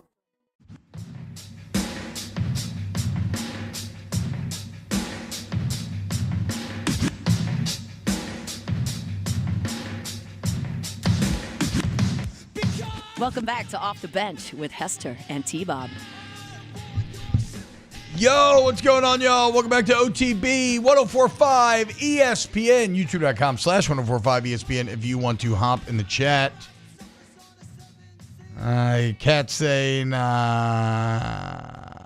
all y'all is wrong. Upset alert in Dallas. Dipper Jones saying Dennis Allen is 5-16 against the spread after a win. Okay, this is not going to be encouraging, right? But you, and maybe this is correct because it's who he's been, right? But Dennis Allen's tenure in Oakland is so disastrous that you will never be able to find a statistic in terms of a head coach win-loss record, spread, not spread, anything like that, that's going to make you feel good, right? Like, again, your head coach has one of the 10 worst winning percentages of all time. So, and you'd be like, yeah, exactly. Well, exactly. So the point is, like, you might as well completely ignore all that stuff because like, it doesn't matter anyway. Like, it's a moot point at this point. Your hope is that Allen has somehow transcended what he used to be. And to be fair, the Saints went from 7 wins to 9 wins, and now they're obviously going to hope that they can push to 10. What is the expectation for this Saints team here early on? Because I look at this schedule, and I see at Dallas, home against the Eagles, at Atlanta, at Chiefs. That's very tough. It's not as tough as the road that Atlanta has to go here, but that's very tough, and it's actually similar. In fact, it's almost exactly the same road now that I think about it. As the Falcons have Chiefs or Eagles, then Chiefs coming up. If you can go 3-3 there, that would be incredible. I'll even be willing to take.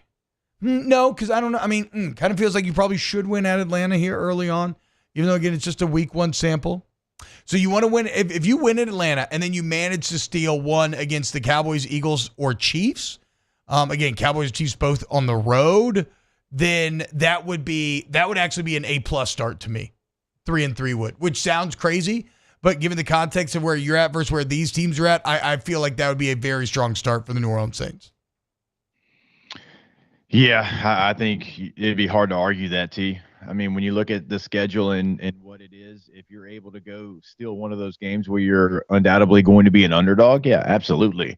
And knowing that at the back end of it, you have a real chance to hit your stride and roll off however many victories in a row, it was always going to be, and we talked about it like as soon as the schedule came out, this was always going to be the point where you had to just kind of hold tight and you just had to fight and scratch and claw just to try to get to 500. So, Taylor, sorry, Jake, I'm not cutting you off. Your internet just dropped for a second. So, Taylor, I look at the Cowboys schedule, and from a Cowboys fan's perspective, okay, so you got Saints at home, then you get Ravens at home, then at New York, at Pittsburgh, home against the Lions.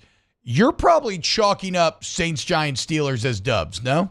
You would have to if you want to have the start that you should have to get into the playoffs. You have to chalk that up because you're at home, but the Ravens ain't no joke. The Lions ain't no joke either. So, like, you would like to go. You want to go 4-2 in the first 6 games, yeah. So, interestingly, if you went 3-3, you would be very disappointed. But to show you how expectations set everything, if the Saints went 3-3, we would be ecstatic. Just to show you that these are two teams coming from really opposite directions. So, who else wants Taylor to be sad? I know I do. Okay, so if you want to do that, Saints, what changes that math? Them dropping one of those games they feel like they're automatically going to win, which could start this Sunday. And look, I got to be clear. I am very scared about this Saints offensive line. It is the Achilles heel in this game. It's the biggest weakness. Mike Zimmer's genius combined with the Cowboys personnel. That's the thing I cannot overcome. Can you out-scheme Zimmer and better players? It does not feel realistic, but we will see. Sorry, Jake, your internet dropped for a second there when you were talking about how yes, it would be a big success for the Saints to go 3-3. Yeah, it would, just because of what your schedule looks like after that. And I think any of us would have taken a 3-3 record knowing who your opponents were. And it's not a loser mentality.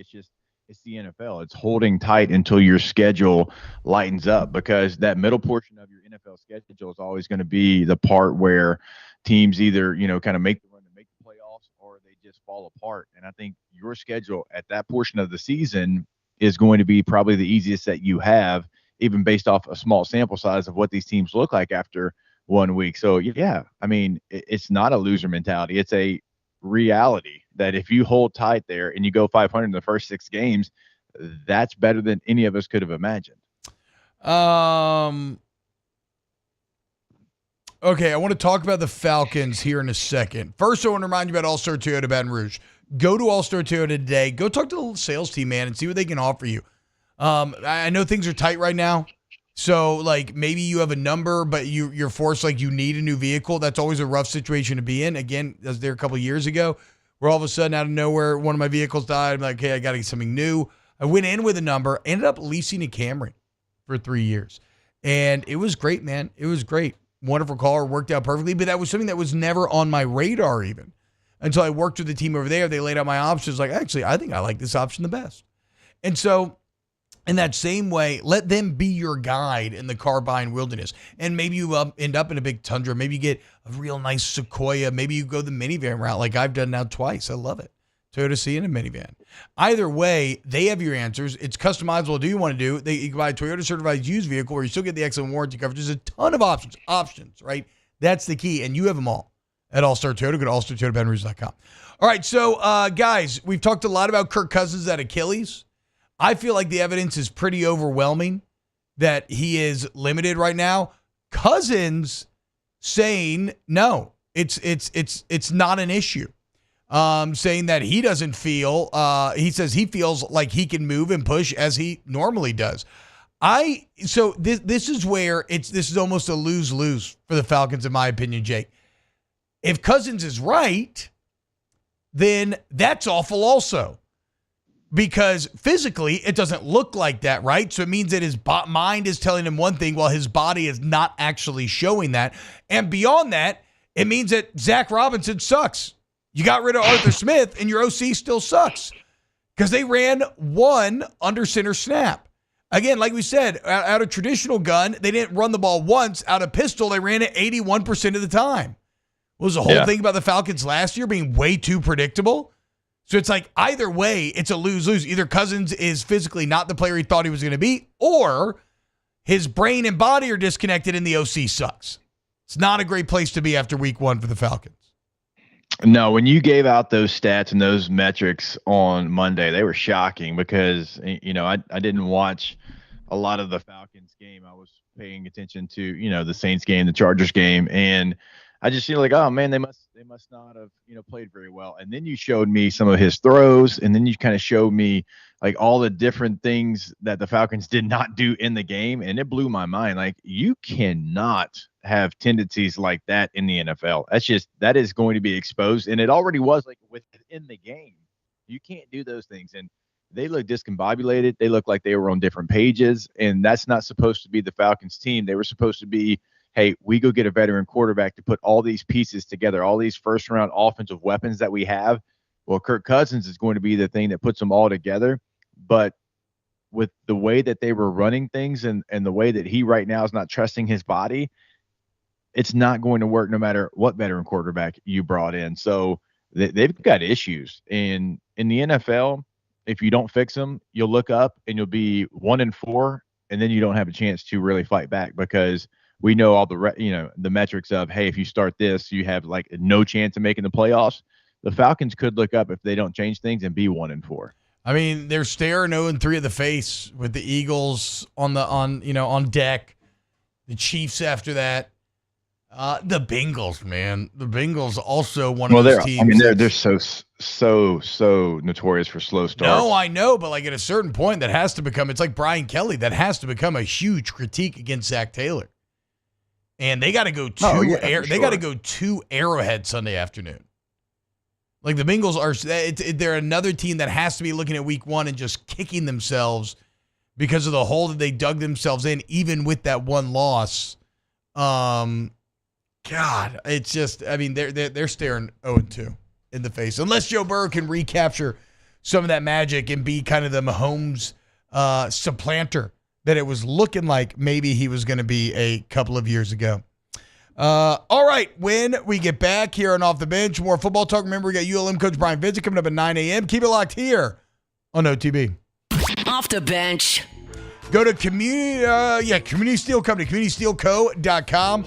All your steel needs under one roof. You need purlin, tubing, roofing, sheet metal, steel buildings, all steel accessories, okay? It's all, it's all Community Steel, which is in Gonzales, Louisiana, which is a local business that has exploded because they are disrupting the steel market. Before, you didn't have options. You were forced to these national guys that jacked up the price. These national guys, you're having to deal with online order forms and answering machines, and there's no real human connection there. Not the case with Community Steel. They're local. You can see the product, touch it, feel it. You can meet the sales team, know them, form relationships so that they know better how to carry you. You want to start to explore what Community Steel can offer? Head over to the website, communitysteelco.com, or just go see them in person in Gonzales. Your steel experts, Community Steel Company, communitysteelco.com. It's no secret. The best oysters in Baton Rouge are at Jolie Pearl Oyster Bar. Enjoy mouth-watering South Louisiana flavor and oysters from all over the country.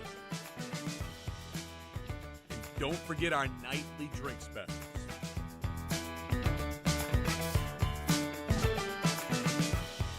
Jolie Pearl Oyster Bar, located in downtown Baton Rouge.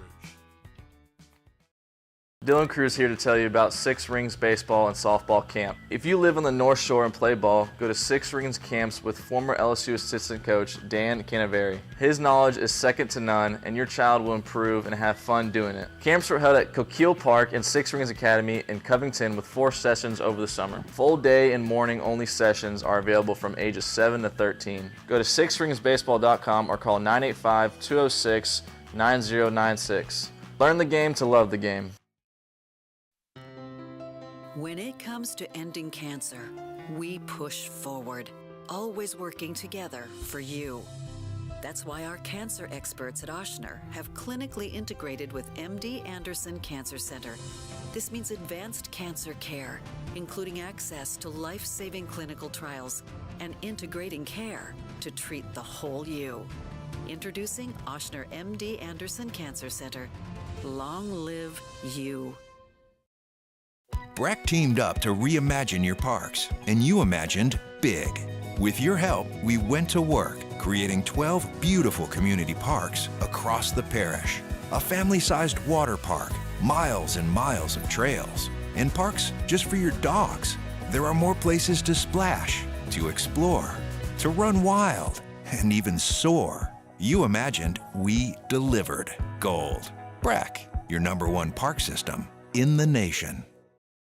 Electricity is all around us, and our families depend on it. Every day is sparked by the power of a cold drink or a warm meal, a movie night, and a comforting light at the end of a dark hallway. From sunrise to sunset, playtime to bedtime, our team is ready to take care of your electrical needs.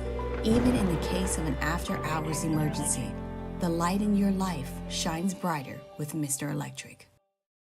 Hey, it's Matt Moscona. For years, you've heard me tell you about Insurance Network of Louisiana, helping you find better coverage for less money. But it's not just for your home and auto. They also offer commercial property. So, retail stores, professional offices like doctors, dentists, attorneys, clothing boutiques. Insurance Network of Louisiana can find you better coverage for less money. They service the entire state of Louisiana, and they're local.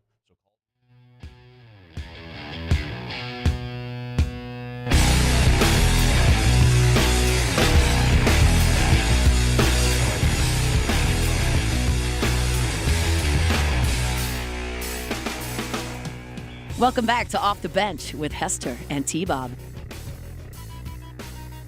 Got some college football cranking up tonight. So last night, Texas State, Arizona State playing a game. Ended up being really good, man.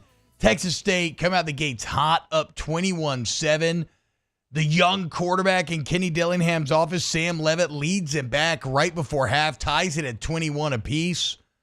Game comes down at the very end, and then something happened that I've never seen before. Game is over. Dillingham is in the middle of doing an ESPN post-game interview when he looks to the side and is like, no way they're putting 1 second on the clock.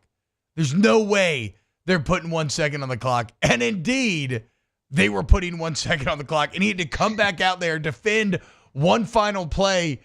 Jake, I've never seen anything like that. No, I haven't either. And the audio of that is fantastic of him going through the emotions of what was going on. It was kind of a wild game. Like, for everything that we don't get in the NFL on Thursday nights, I feel like we do get it in college. Like, I think it was 750 total yards in this game. I mean, it was back and forth. There was 4 turnovers. It was like everything you want in a Thursday night football game in college football. And I mean, perfect ending, like putting a second back on the clock when you're literally already in front of the ESPN cameras. Like, I've seen it where, like, 5 seconds pass. Like, oh, whoa, guys. Get back on the sideline. Exactly. I've never seen it this He late. was already talking to Harry Lyles. Yes. You know what I didn't realize? Matt Berry and Dan Lanning get a little loose in that booth. Like, I always think ESPN is being very uptight. They were making a lot of very funny party jokes. At one point, either Lanning or Berry, I can't remember who, was talking about a shirtless fan in the stage and said, like, you just try, like, you're going to have to work a lot harder for that $1. I was like, oh, hey, yeah. Okay. I hear you guys. Barry's hilarious, man. Like, on set, off set, like, he's a funny dude. So, yeah, they like to have a little fun. I'm just surprised they're allowed to. I think of ESPN as being very like tight and in a lot of ways in that regard. Like, when I went on and this not ESPN necessarily, but it's indicative of how a lot of the kind of legacy media does that. When I was doing that stuff up in Chicago for that now defunct Channel Stadium, their producer used to be the head producer on the Big Ten Network, and in one of the shows, I think I said that that Nick Saban cucked Kirby. And I thought it was pretty run-of-the-mill. I just thought this was like, yeah, that's normal. And he said that they would have perp-walked me out the Big Ten offices had I said that. Maybe you could have gotten that away with that in the SEC network. I don't know. But he said Big Ten, you'd have been fired on the spot. And they would have put your hands behind your back and walked you out of the building immediately. So I was just a bit surprised to hear Mullen and Barry getting a little loose in the broadcast last night. Well, the Big Ten is... I know they're so like over on Sirius XM. It's like you so can't do the uptight. things that Peter and CD do on the SEC channel. Like, they would never allow it. I mean, so like august and like if you stick a piece of coal up the Big Ten's ass, you're getting a diamond. They need to relax a little bit, okay? Chill out, have some fun. It's freaking college football. But then you look at Michigan and they're all like, look at our academics and blah blah blah. Okay, Michigan, well, you suck now. Get out of here, you bums. Yeah. It's a different breed. It's a different breed, certainly. Like, they listen and watch everything that you say about their conference. Good. I hope y'all hear this. Okay. Loosen up, nerds. Because I was looking at Bill Connolly's S&P Plus yesterday through 2 weeks. And it's really shocking in a lot of ways. It paints a couple of pictures. First off, it does show you clearly how top heavy everything is now, which is kind of normal in college football. But like, what's not as normal is behind the top heaviness, everything's up for grabs.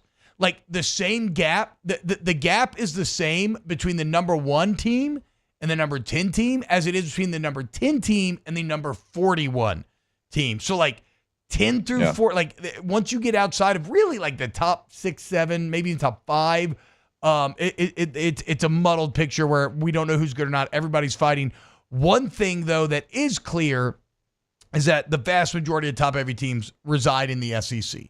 In fact, that exact grouping that we kept talking about before the season is really starting to take shape in terms of Georgia and Texas being kind of, the big dogs, even though the analytics still like Alabama, as we'll see, as kind of a big dog as well. Interestingly, Ole Miss is ranked by a noticeable gap in S&P, higher than Tennessee even still, though Tennessee started lower than Ole Miss, so that makes sense. Tennessee's been one of the biggest climbers here early on. Oregon's fallen off pretty hard. I think they started at like 3. I think they're around 8 or 10 now. But I guess the point of all of this, where I'm going with in relation to the Big Ten, is they also do the conference rankings where they look at every team's rating. And the SEC is essentially about 33% better than the Big Ten, which is in second place. It's like a 16 rating to like a 10 rating. Or excuse me, maybe like is it like 16? Yeah, I think it's about 16-10, so even bigger than 33%. And then you have beneath that the Big 12 coming in at about like a 6, and the ACC right beneath them. So clearly the SEC is the best conference this year. So like loosen up, Big Ten, just chill out a little bit. Well, yeah, because if you were like right now, and if you were playoff tiering all the teams across the country, and you're like, all right, which teams do you have like as solid playoff contenders? Because you could do like solid, questioning, fraudulent, like you could break it down into tiers like we talked about yesterday, T. And like on solid ground, I could give you off the top of my head UGA, Texas, Ole Miss, Tennessee. Yeah. Like just and and some people and Mizzou. Well, I would have Mizzou and Alabama like right underneath that, just because there's still some question. Oh, wow. Mizzou can do so much this weekend against Boston College, because again, you know how I feel about BC. But like those 4 teams, they like immediately jump into the front of my brain of, oh man, they look like they are like ready right now to make that, not only a playoff run, but to be in that conversation and be in the playoff. And then you have a couple of more that are right underneath there, where in the Big Ten, right, you've got Ohio State. But then the other one that we thought was going to be a juggernaut in Oregon, you're right, like they take a step back. Penn State, after we thought they took a huge step forward, they take a step back against Bowling Green. So you start to look at the totality of the conference. Iowa, and I think step across back. the country, Iowa did. You feel like there's much more juice to the top end teams in the SEC than the Big Ten. Absolutely. You know what else this is making me realize? Big Ten, pretty wide open for Nebraska. Let's go, baby. I was gonna go Rutgers, but yeah, we can go Nebraska. Bruh, I cannot wait till Nebraska takes care of Rutgers' ass in a couple weeks, so you can almost cursed. So you can shut the heck up about Monungai or whoever. He's not whoever. He is Kyle whoever. Monungai. His name is literally None Guy, nothing, nobody. Okay. What about Dylan Raiola, legend? Wears 15 for Tim Tebow. No, he doesn't. Yeah, that's what he always says. Yeah. Taylor was also calling BS. He wears 15 for Tebow, but he models all of his game after Mahomes. Yeah, Kyle Monungai is only the second leading rusher in the country. You're right. He's a nobody. He is. Again, None Guy. I cannot wait for that black shirt defense. How about this? Hutmaker, the big number 0 nose guard for Nebraska, Jake? Mm-hmm. I fell into a Hutmaker hole the other day. Do you realize this man is the greatest heavyweight wrestler in South Dakota history? In high school, he went 166-0. He won 4 state titles in a row. He was a 3-time All-State football player, a 2-time state champion track and field player. Yeah, okay, let Kyle Monungai run into that guy, okay? Because that's a guy, not None Guy. Hell up out of here. Kyle Monungai is not a guy. He's a dude. No, okay? no. Hutmaker's a dude. The ideal male form. I thought he was nasty, and then I learned he went 166-0 in high school wrestling, and now he's on the Nebraska wrestling team. They're finally letting him do both sports. This guy's nastier than you could possibly imagine. They go kick Rutgers' ass, dude. I can't wait. When is that game? Wait. I like that we're having a proxy war. October the 5th. Good. Remember the 5th of October. It's a bye week for LSU, so we'll be able to fully get into that one. Oh, let's go. Who wants to come to our Nebraska-Rutgers watch party? By the way, game in Lincoln, Jake, you're in trouble. Your guy's cooked. I know where it's at. All right, when it's we homecoming get back, for Nebraska. When we get back, closing out hour 1. Off the bench. Hour 2. Go to centralplumbing.org, 925-8552, 925-8552. Central Plumbing's been at it for 50 years, y'all. And that means they can solve any problem that you could possibly have because they've seen it all. So they can fix it. They got flat rate pricing. So you don't get with any of those surprise hidden fees where all of a sudden you're like, wait, you said the price was this and now it's like double that? No. God. Those food order apps, right? It's awful. They send you information about who's coming to your home ahead of time. And of course, everybody's licensed, bonded, and insured. This ain't amateur hour, bro. So how do you last half a century? How do you grow to have a massive fleet that can provide 24/7 emergency service for all businesses and people in the area. How do you do that? How do you stand the test of time? Because your customers are consistently satisfied with every portion of the work, right? The quality of the work, the efficiency of it, the customer service, the pricing. So you have plumbing problems? Don't think twice. It ain't hard, y'all. There's only one answer. It's Central Plumbing. CentralPlumbing.org, 925-8552. CentralPlumbing.org, 925-8552. Bayou Ford has the new inventory to get you in a new Ford truck or SUV today, or customize your next vehicle just the way you want. All new Bayou Ford vehicles come with a 1 million mile powertrain warranty. The crew at Bayou Ford is going to do right by you. It's no secret. The best oysters in Baton Rouge are at Jolie Pearl Oyster Bar. Enjoy mouth-watering South Louisiana flavor and oysters from all over the country. And don't forget our nightly drink specials.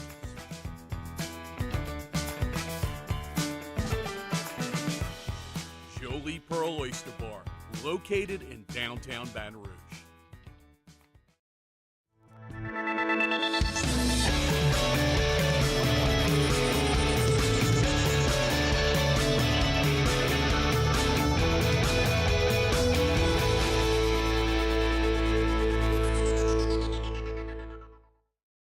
Bayou Chrysler Dodge Jeep Ram has back-to-school savings like $16,000 off 25 Ram 1500 trucks. We're open for business in our beautiful new showroom and taking $16,000 off. All new Bayou vehicles come with a complimentary extended warranty. The crew at Bayou Automotive is going to do right by you. Looking for the ultimate game day experience? Come to the Queen Casino in Baton Rouge. Savor game day platters and snacks, plus drink specials at 1717 Kitchen and Cocktail. So come out for game day and let our team make you the MVP. The Queen Casino, where every moment is a win. Parish Construction and Roofing. You can't win a championship without playing defense. Go to parishbuilt.com and sign up for the priority emergency list and man up on this storm. Gulf Coast Bank and Trust is giving our customers the power to bank anywhere, anytime during this challenging event. And we're right there with you. Our mobile banking app is a smart way to manage your money and time. Gulf Coast Bank and Trust, the bank that cares about you. Gulf Coast Office Products is a nationally recognized Savin office equipment dealer based right here in Louisiana. Over 100 employees strong, Gulf Coast has the boots on the ground to support all vertical markets from education, engineering, legal, and finance. With the latest in office technology from desktop to production segment units, Gulf Coast and Savin have the perfect fit for you. Call 225-756-2644. That's 756-2644 for Gulf Coast Office Products. There it is, the extra mile, on the border of expected and extraordinary, for those willing to go further, like vans customized for work or play, with safety and tech to keep you connected, supported by a 5-star sales, service, and finance team, and backed by the 1-star you know. So go the extra.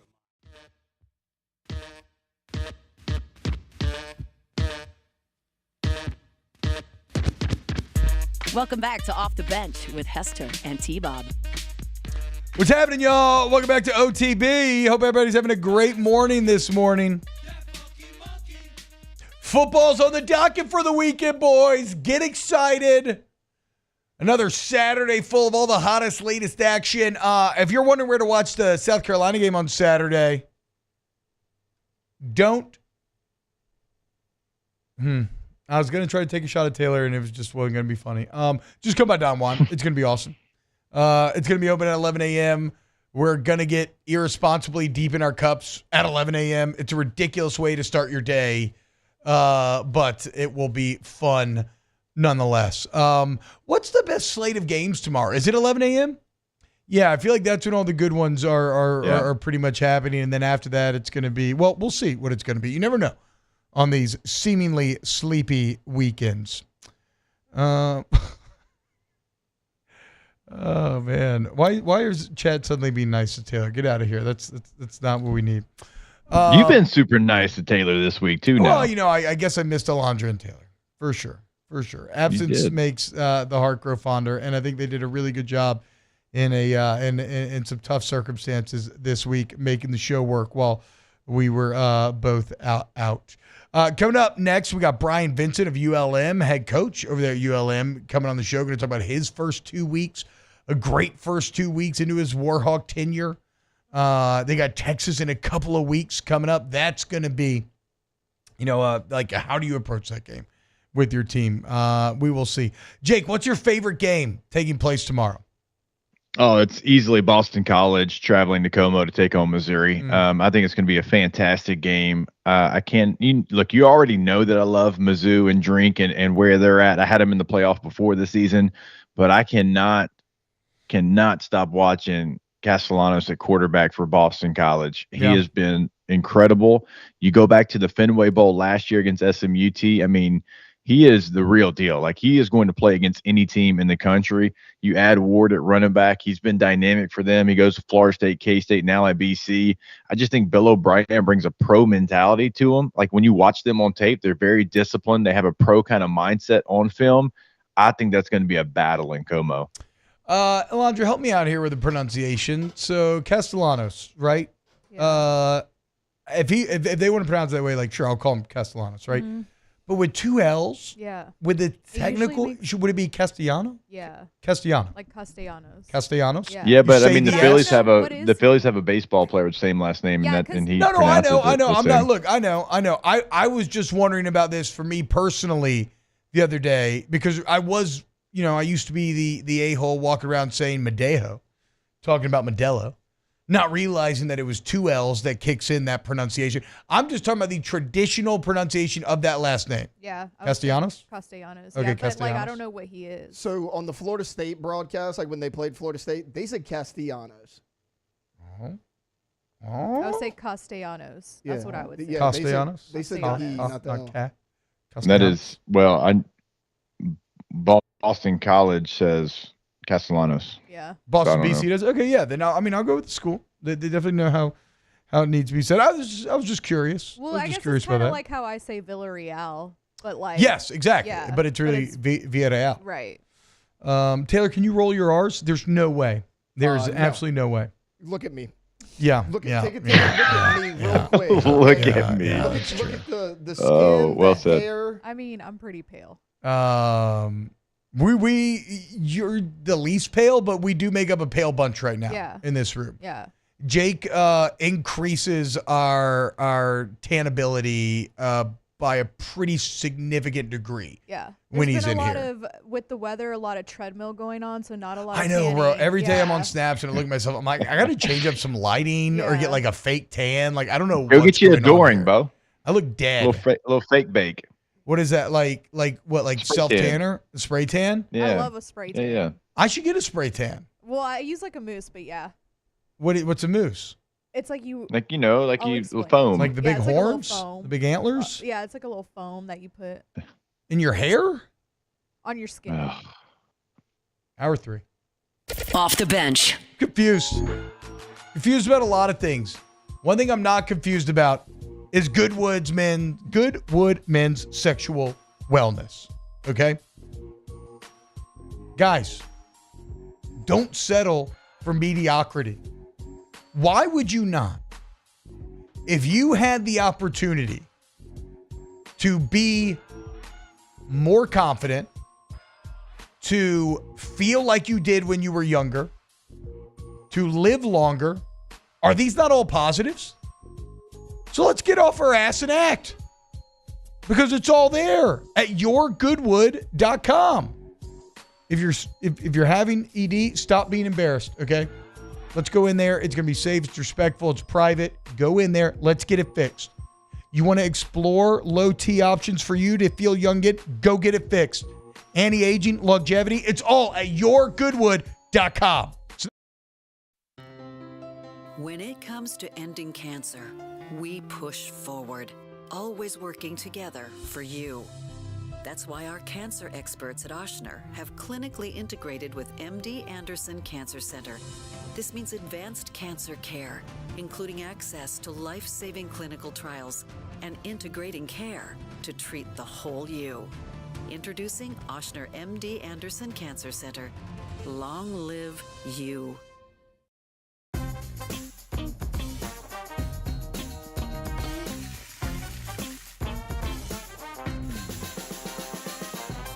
The best kept secret in town is out. Discover Tallulah at the Renaissance Hotel on Bluebonnet.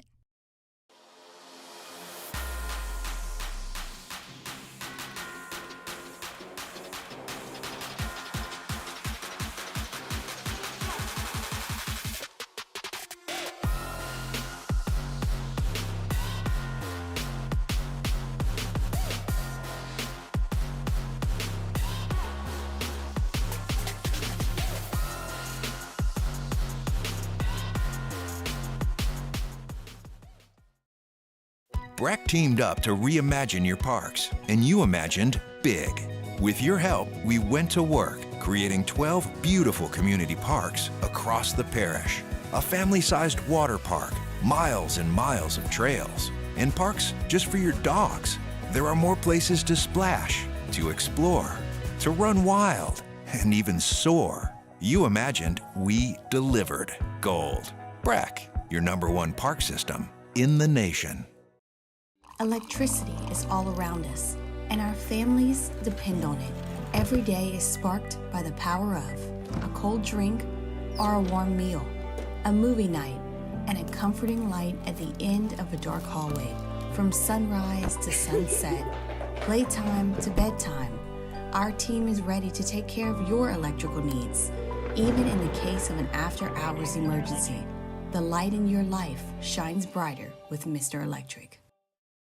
Hey, it's Matt Moscona. For years, you've heard me tell you about Insurance Network of Louisiana, helping you find better coverage for less money. But it's not just for your home and auto. They also offer commercial property. So, retail stores, professional offices like doctors, dentists, attorneys, clothing boutiques. Insurance Network of Louisiana can find you better coverage for less money. They service the entire state of Louisiana, and they're local. So call today at 293-0450 or lainsurance.net.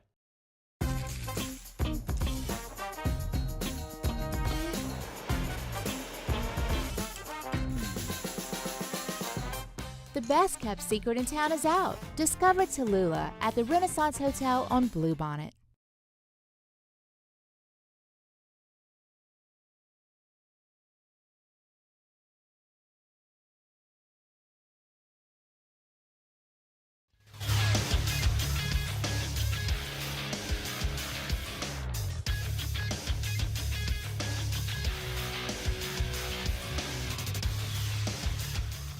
Good morning. It's 9 a.m. here on Friday, September 13th. Today in Baton Rouge, expect partly cloudy skies with a high of 90 in hour 3 of today's show. We'll talk to ULM head football coach Bryant Vincent, and we'll close out the show like we do every day with some Ask the Bench. If you missed hours 1 or 2 of the show, you can catch it in the on-demand section at 1045ESPN.com.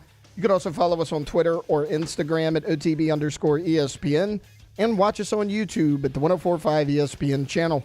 Hour number 3 of Off the Bench, live from the Mercedes-Benz of Baton Rouge studios, starts now. Let's go, baby, let's go! All-Star Toyota presents Off the Bench with Jacob Hester and T-Bob Hebert. Yeah. Off the Bench with Jacob Hester and T-Bob Hebert. Dude, they said I gotta come off the bench. Now, here's Jacob Hester and T-Bob Hebert. Yo, what's going on, y'all? Welcome into hour number 3. And right now, it is my pleasure to be joined by the head coach of your ULM Warhawks, off to a great 2-0 start, fresh off dominating his former squad, UAB, 32-6. There is something building in Monroe right now, and let's talk to the man behind it. That is head coach Bryant Vincent. Coach Vincent, what's up, man? Thank you so much for joining us this morning. Good morning, T-Bob, Jacob. Hey, I appreciate you guys having me on. How you guys doing this morning? We're doing great, man. We're doing great. Getting ready for another weekend of football. I know y'all are off this week. We'll get into all of that. But I want to start with your journey, Coach, because, look, on this show, we have a lot of young coaches that listen, a lot of players, whatever you want to say, a lot of kids, whatever.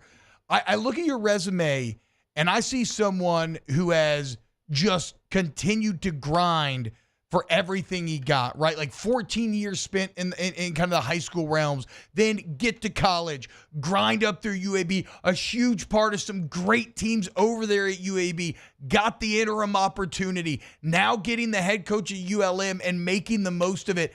I want to ask you about that high school to college transition.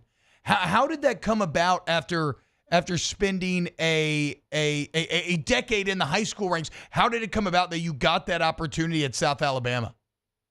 Well, it was always my goal to be a college offensive coordinator first, and then I wanted to be a head coach in college. And that was my passion and my dream. But that's a lot of high school coaches' dreams, and there's a lot of great high school coaches out there. And so I just, the thing I wanted to do, I started as a coordinator at Charles Henderson at like 23 years old. And they were down and out. They were running the wishbone.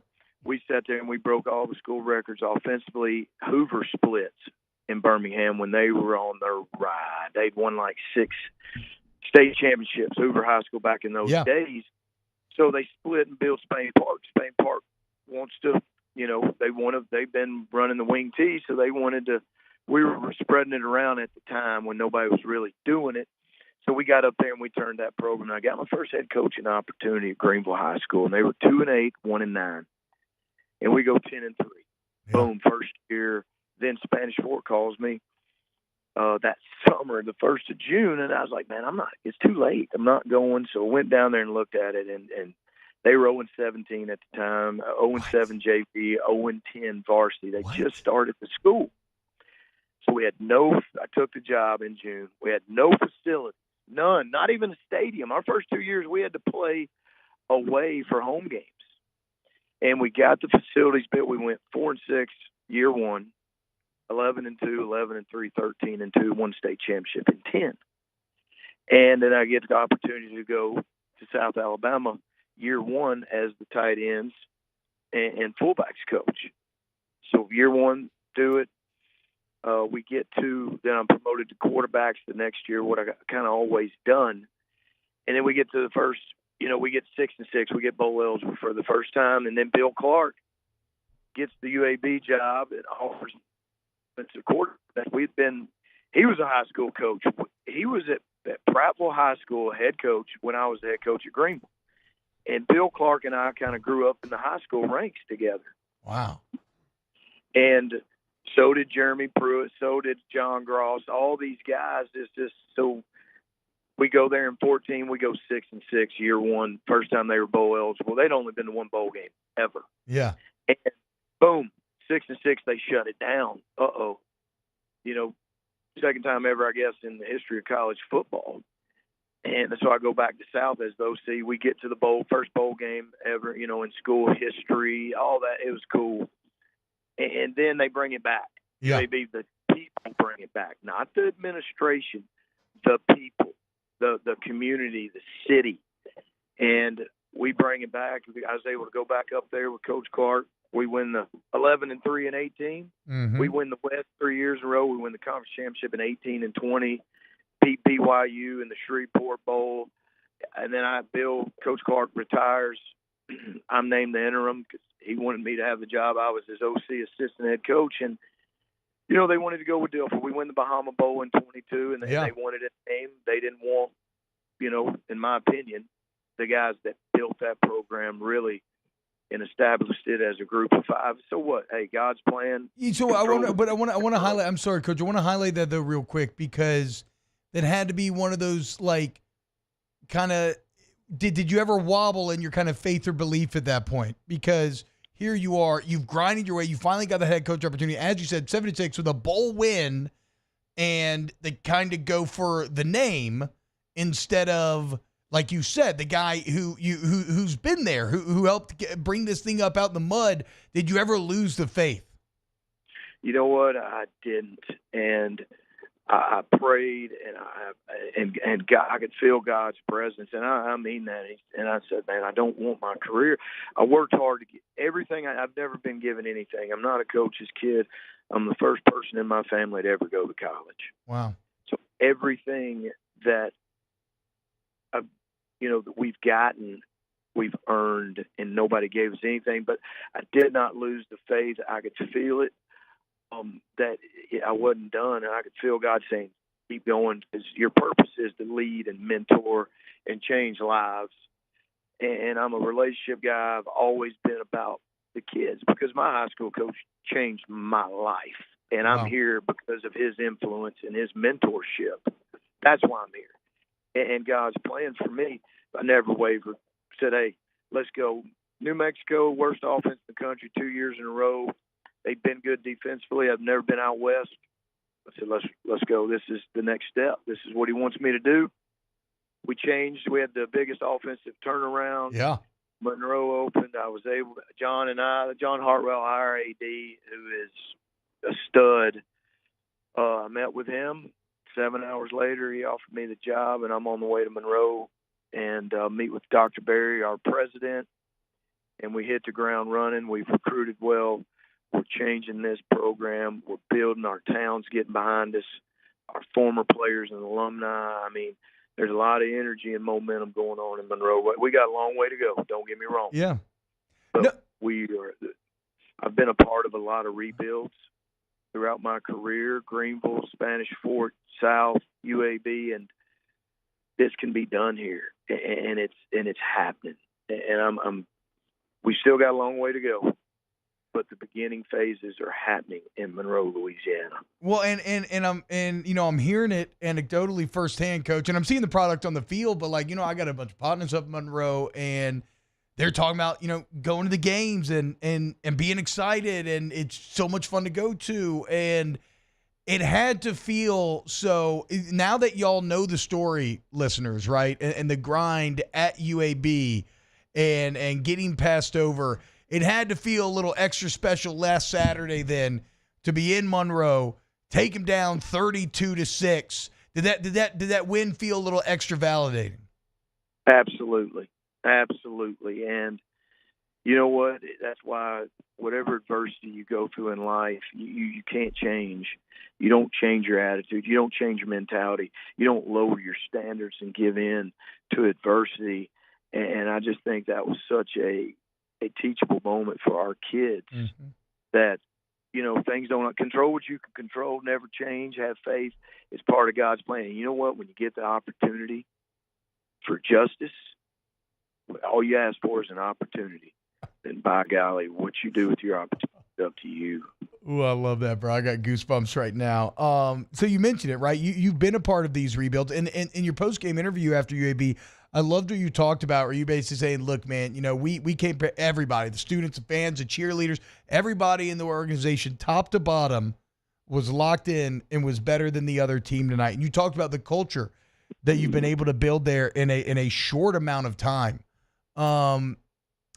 What is your culture? Something that a lot of coaches talk about. But you've done it. You've been a part of all these rebuilds. What is your process like to kind of quick baking that sort of culture resiliency that you want to foster?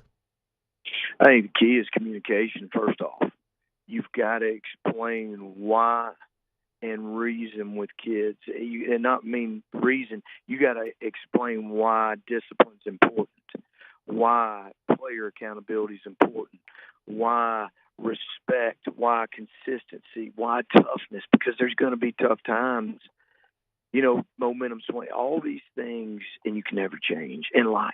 Yeah. You might lose your job.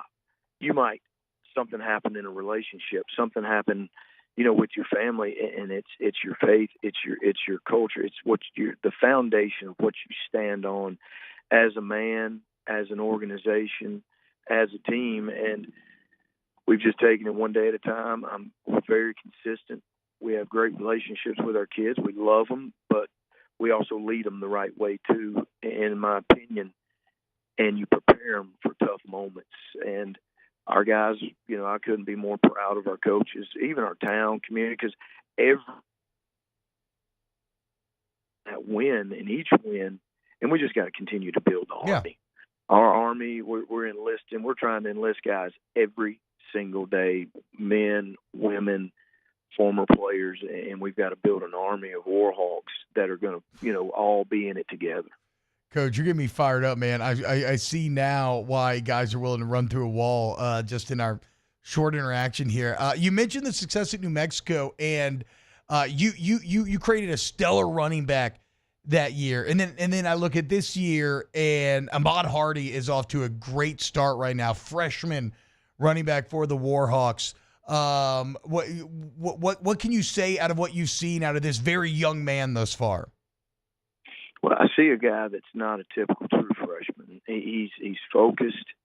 He loves the weight room. He studies film. He studies offense. He wants to understand, protections. He's very focused on getting better. He's a good teammate. He practices extremely hard every day, and he's just willing to be led. And he's a violent runner. So those are the things that we look for in our backs. We had the leading rusher in the nation in 22 at UAB and Dwayne McBride. That's right. How does that happen at UAB? Yep. I mean, how does Spencer Brown, two-time conference championship game MVP, how does that happen? He plays 3 years. He's on his fourth year in the league to Jordan Howard. So really 4 of the last 5 backs in this offense have been in the NFL and have been very productive. And we feel like we got a great running back room again this year. And outside zone is something that takes time. It's not a lot of people do it. And the year one is always the hardest because it's an art to outside zone and seeing these guys grow and develop. We're just trying to grow and develop every day. We want to be peaking with this group week 8. Yeah. That's our goal. Week 8, it needs to mean something. We got to make those last games mean something. And that's our daily fight to what we're doing. And Coach, last one for me here, and then we'll let you go. I know y'all live a very busy lifestyle. Bye week this week, Texas next week, Texas at night in Austin. A great opportunity, but, I mean, you're talking about a Texas team that looks like as legitimate of a national championship contender as anybody else in the entire country. As a coach, how do you approach these sorts of games? Fortunately, and sometimes, we beat Mississippi State in 15 at South and played in a lot of these games. Played Georgia when they had those 9 guys drafted off that team, that won their first national championship with Coach Smart. So LSU, we've played these guys, man. And the whole key is, man, you got to go in there and you just got to play butt off. You fight your tail off to make it a game. You want it to just make it a game in the 4th. Yeah.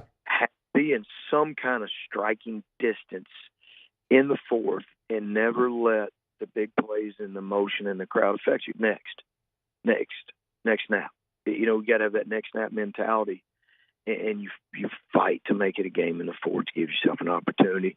And the whole key is you don't want to look up at halftime and there's a major gap. It's just what it is. Texas is a legit national championship contender. And this is going to be great for us, too, because this is our first road game with 73 new players. Our team's still finding out about themselves. I mean, we've played 2 games with 73 new players, and I couldn't be more proud of our start. But if we handle this road trip the right way, it'll pay benefits for the road game to Troy the next week, the back-to-back Sun Belt champions. Whew, Coach, I mean, you got me fired up, bruh. We got to have you back on. You got an open invite on this program, man. I could see why these guys are willing to run through a brick wall for me. That's Coach Brian Vincent, now your head coach up at ULM. Again, building out the Warhawk Army, guys. Coach, thank you so much for giving us some time this morning. And, we'll talk to you later, man. Thanks, guys, for having me on. Go Warhawks. Yes, sir. Go Warhawks indeed. Damn, bruh. Choo. I know Jake said he missed that. That would have been enough to bring – Jake would not have needed to hit up yourgoodwood.com if he'd gotten to talk to Coach Vincent just now. Wow. Anyway, coming up next, let's have some fun, guys. We got to put together a pontoon parlay. I'll try not to sink it this week. I've sunk it the first 2 weeks. Everybody else is doing good. I'm doing awful. Hopefully that could change. Man, I can't wait. I can't wait to watch ULM now. And again, I don't want to get to it. Like, a lot of you haters are going to say, as soon as they lose a game, you're like, me. No, I don't care about that. The guy's building something. And you can feel it. And after learning that story, I didn't even realize the depth of that story. How good do you think beating UAB 32-6 felt like? I mean, come on, bro. The same people that passed you over, that told you weren't good enough, and then a year later you take a program that was in the dumps and you beat their ass with it. Hey, Dilfer, go back to ESPN, nerd.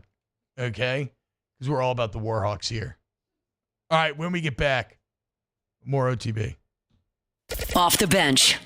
Go to trashrangers.com, trashrangers.com. Again, guys, if you got any cleanup that needs to be done from the storm, they have roll-off dumpsters for you, ready to go, and it's any size, 15 yards, 20 yards, 30 yards. Again, whatever you see, your business, home, they have it all.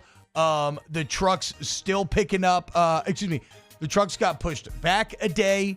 Thursday pickup to Friday, Friday pickup to Saturday. Of course, if you're a Trash Rangers customer, you already knew that because they text you, they message you. They remind you every week, the night before it's your pickup day, to say, hey, remember, we're coming out tomorrow, put in the cans. You never forget again. Your wife or husband's never mad at you again. You don't have to do that awkward thing where you got overflowing trash and you're asking your neighbor to put the bags in their can. It sucks. But you want reliable, hassle-free trash removal? You want Trash Rangers, the experts, the local guys. Go to trashrangers.com, trashrangers.com.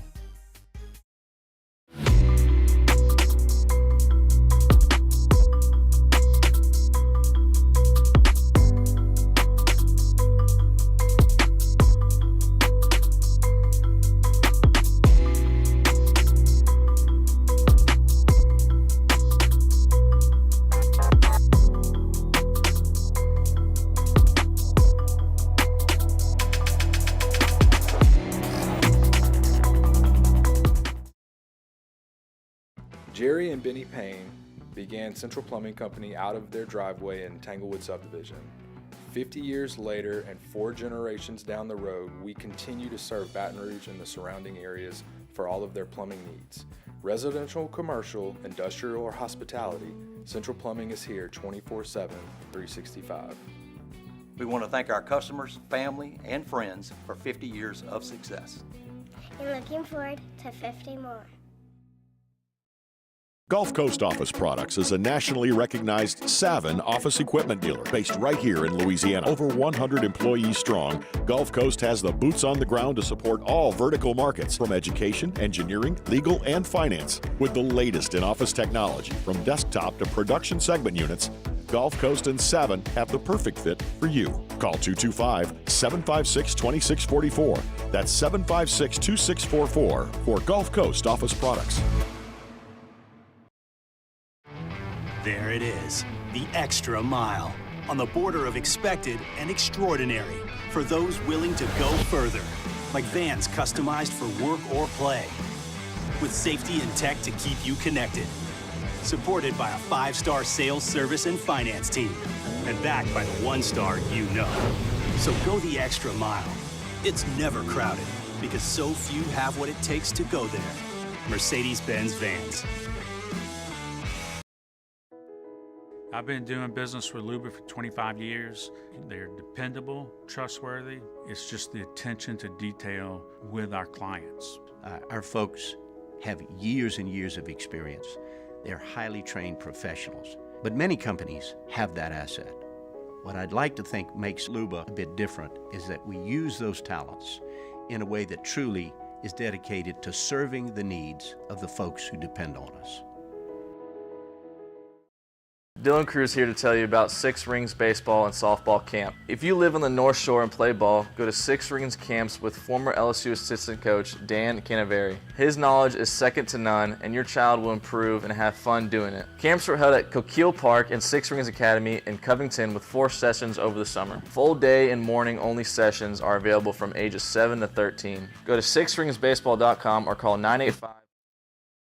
Reluctantly crouched at the starting line. Engines pumping and thumping in time. The green light flashes, the flags go up. Churning and burning, they yearn for the cup. They deftly maneuver and muscle for rank. Welcome back to Off the Bench with Hester and T-Bob. Yo, what's going on, yo? Welcome back. Whew. Coach Vince got me fired up, man. Ready for some football this weekend. And you know what you know what's crazy to me to think about? So there's a story. Right? Just kind of his journey that I had no idea about before I started prepping for the interview last night, and that I really had no idea about before we just talked to him just now. And it's something that I think about constantly with college football. And it's one of my favorite parts of college football is there's just countless stories to be had, right?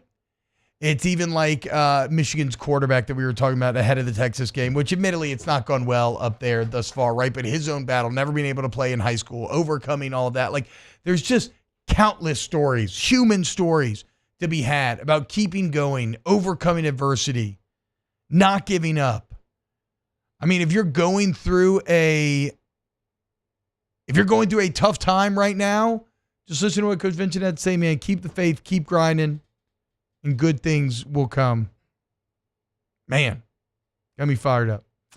All right, let's do it. It's time for Tay-Tay's NFL Story of the Day. It's time for Tay-Tay's NFL Story of the Day. Your daily dose of NFL news from Taylor Sharp. All right, Tay-Tay, what you got for us today? Fire me up. T-Bob, I did this for you because I know that second to fantasy football, the only thing T-Bob likes to talk about more are early mock drafts, and we got one, bro. So before week 2 of the NFL, as I'm just opining on the breadth of stories that athletics has to offer and how amazing they are, you're about to hit me with a mock draft on September 13th. I have 2 stories. I could not hate you more. I did this for you. You're gonna like this, okay? 5 QBs in the first round. Oh, but God. Guess who's not on there? Quinn Ewers or Shedeur Sanders. Neither of them are on this list. And 16 overall, Garrett Nussmeier. He's rising up the list. Do you know how to get someone to click on a mock draft on September 13th? You do dumb stuff like leave Quinn Ewers and Shedeur Sanders out of the first round. In all seriousness, the real story is Reggie Bush's home was broken into in L.A. on Tuesday. That doesn't even have anything to do with the NFL. Reggie Bush is a former NFL player for the New Orleans Saints, T-Bob. Yeah, I know, but his home is in L.A. because he played at USC. And it's being broken into because they're trying to steal the Heisman he just got back. That's where I was getting. It was the NCAA. They found 3 employees that worked directly under Mark Emmert to get this done. They wanted it back again. But Reggie Bush, he was actually home when it happened. And, they were like, oh, he fought off the intruders. No, he didn't. Oh, did he really? No, he didn't. He ran downstairs and said, hey, anybody there? And then they took off running. So, he didn't fight off the intruders. I was on my guy Reggie's side. Fighting him off. No, he just happened to be home. He scared him off. And wondered if someone was in his house. That's not scaring him off. It's like when Sam was in the Orc Tower and he basically scared the orcs by accidentally infusing himself with ancient elven power and having his shadows cast against the wall, making him look like a large warrior and causing them to run away. And then some infighting broke out. And next thing you know, Sam and Frodo are free. That's what I was going to say. It's exactly like exactly. That. It's I mean, how could it not be the first thing that you think of? It was the first thing I thought of. Unbelievable. I agree. It's Scott Nice. Epic. He found something negative to discuss. Hilarious. I'm crying, laughing. I mean, we have week 2 of the NFL. I mean, we have Tua Tagovailoa wondering, and admittedly depressing. Damn. But we do have Tua wondering if he can ever play football again. Guys, we already hit that story twice today. And if you think those stories were depressing, you've had an easy life. What about those stories were actually depressing? No. He said negative, to be fair. He didn't say depressing. Yeah. Negative? Nothing got stolen from Reggie's house. A broken into house That's is definitely on the negative side of the ledger. Guys, he kept the Heisman. They didn't get it. He scared them off. I do like the joke about the NCAA. It's a positive story. Being the ones that breaks in. What are the best NFL games coming up this weekend? A lot of times I don't even look at the NFL schedules because every game's going to be good. I mean, Saints-Cowboys definitely up there. I honestly, Saints-Cowboys. So Saints and Cowboys and Tampa at Detroit. That's what I was getting at. I was like, the way Tampa looked in week 1, that and the Lions is a good game. But also, beyond that, it's a major NFC South slate there. Especially with the Falcons. Also, now, where do the Falcons have their game? Is that at home? Monday night at Philly. Mm-hmm. So, damn, all the NFC South teams that actually have a chance at winning the division, all facing on the road uphill battles. This week, too, will go a very long way towards determining who maybe emerges. Also, it does make you kind of feel better if we really do expect the Cowboys to win, because I would expect the Eagles to win, and even though it's probably closer, I would expect Detroit to pull that game off at home they're the as favorite. well. They're at home in front of their crowd. So, yeah, if you can go into Dallas and you can get the win over the Cowboys, you're sitting pretty. It's interesting. Colts at Green Bay, but with no Jordan Love. Yeah, Malik Willis. Thank you. Jeez. Who just got there. Yeah, he's been there for like 3 weeks, I believe. Anthony Richardson. Hell yeah, dude. Hell yeah. I don't care about 9 completions with one of them is a fadeaway 70-yard tud on a rope on a dime. I've never seen anything like that play. The overhead view is truly mind-blowing. Jets, Titans. I mean, bro, Aaron Rodgers, do something. Like, are we sure? Is Aaron Rodgers a good quarterback still? When's the last time Aaron Rodgers was a good quarterback? Halfway through the season before he tore his Achilles, so 2 years ago. 2.5. Yeah, I guess 2.5, because he kind of struggled out the gate. I mean, towards the back half of that year, and he lost the round 1 playoff game. I'm not saying Aaron Rodgers is still good, but really, who else do the Jets have on their roster? No, the Jets have a good roster, though. I mean, they got Garrett Wilson. They got a good D-line. They got Breece Hall. Weapons. But like I was saying the other day, that he should have hung it up. He should have went out on top. I would say this about the Jets. I don't think the problem's their personnel. I think they're one of those franchises that, for whatever reason, is just the entire building is deeply flawed. Yeah. It's like the Raiders or the Browns, right? Yeah. Like, you just can't get out of your own way. There's something in the water. Something in the water, yeah. Even though, again, it's funny, Cowboys fans would make you think that. Right. Only like they actually, Jerry Jones is a good GM and puts together really good teams, and they win a lot in the regular season. And they like, just can't do anything after it's just crazy. Tay hates. It's so funny, like he hates but loves the Cowboys yeah. so much. Well, I mean, a lot of times we hate what we love. Player on the Cowboys. You also hate don't and love Jerry Jones. Yeah, and he hates Deion Sanders, one of the best players they've ever had. Hate and love, though, are two sides of the same coin. That's true. Yeah, okay, but the Deion thing, though, like Saints fans, think about how the Saints fans talked about the Saints all offseason. The Deion thing, though, I wasn't around when Deion played for the Cowboys. So, like, I don't know Deion Sanders, the football player. I know Deion Sanders, the broadcaster. Like, that's the Deion Sanders I grew up with. So, you can't really count that one. Niners, Vikings, Sam Darnold versus Brock Purdy. Hell yeah. I think Sam Darnold comes back down to earth. Hell yeah. I don't know, bro. With O'Connell and those weapons, he is undeniably in a better spot than he's ever been before. He is, but, I mean, the 49ers, even without McCaffrey, they look so good on Monday night. Ooh, New England hosting Seattle. Can they make it 2 years in a row? Or 2 weeks in a row, excuse me. That's a bad game. What? That's Geno a competitive. good, that is dude. a competitive game, but that's a bad game. Seattle might not be bad. Giants commies, Malik Neighbors traveling to D.C. to take on Jaden Daniels. Poor Malik. Poor Malik. Poor Malik. Daniel Jones freaking sucks. The Commanders are only a 1.5 favorite. I think they win that by way more than 1.5. I know they're not going to, but Drew Lock is their QB2. For the Giants? I Drew wouldn't Lock's hate better seeing than Daniel Jones. 100%. Yeah, but you're paying Daniel Jones $40 million a year. That's why I'm like, they're not going to do it, but I would 45? love to see them try to put Drew Lock in there. But did y'all see that video of them heckling Daniel Jones? Yeah, the Giants fans. Like, I mean, there's you say that Danny. like that you have surprise in your voice. I mean, it's the New York media. There's not a worse place to be so that brutal. openly bad. Yeah, it's so brutal. Again, it's really though. It's not Daniel Jones' fault for not being good because he's just not good. Like it's the program's fault for committing to him over Saquon Barkley. They doubled down for thinking that Daniel he Jones. for thinking that he was the guy that led them to wins at Saquon. Chargers at Carolina. Jake's Chargers got to take care of this, bro. You're giving a gift to start 2-0 here. I got to tell you, take advantage. Speaking of teams that do not have a gift coming out of the gate, the Bengals got to go to Kansas City. No, I know. That's what I'm saying. They're staring 0-2 in the face.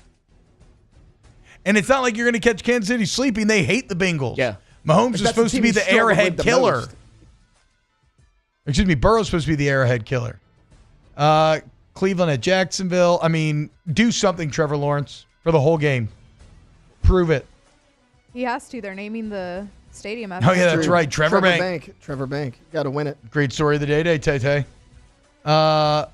Raiders at Baltimore. Ooh, is Antonio Pierce staring at 2-0, or excuse me, 0-2 here? Feels like it. Rams, Cardinals. Arizona kind of frisky week 1. Brother.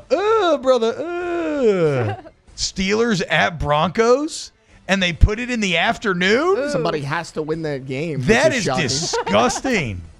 That is going to be just awful. Dude, the Steelers just held Kirk Cousins and the Falcons' weapons to 10 points. Yeah. What are they about to do to Bo Nix? And he doesn't have any weapons. Disgusting. Gross. And honestly, like, the Steelers should not have beat the Falcons. No. Like, those are two really bad teams with the Steelers and Broncos. That game should not be on TV.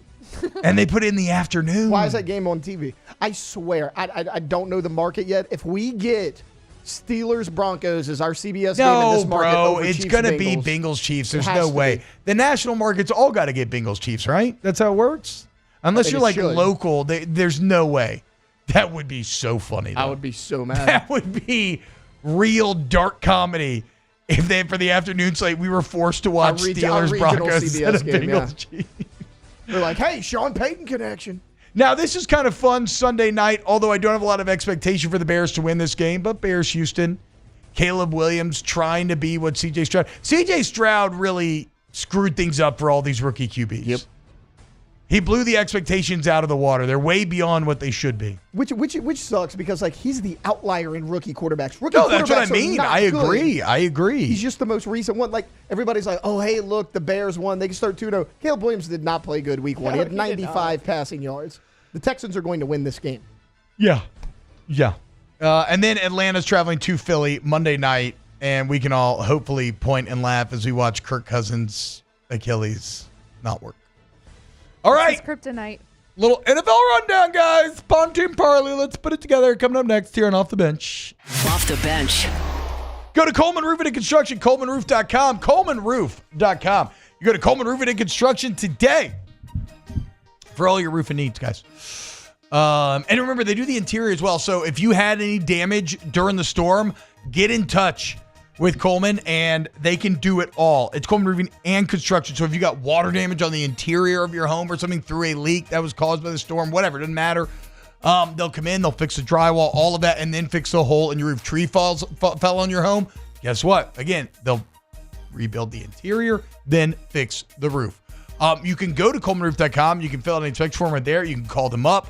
But the bottom line is that you're going to be working with the most reliable, the most respected, and the most complete roofing company. They do all residential work, all commercial work. They do it everywhere in the state of Louisiana, in the Gulf South region. It doesn't matter what type of roof you have. They do every type. They have certified installers for every major brand. Okay? It's your one-stop roofing shop. Coleman Roofing and Construction. Hopefully you didn't have any damage during the storm. Again, if you did, there's only one answer, and it's ColemanRoof.com.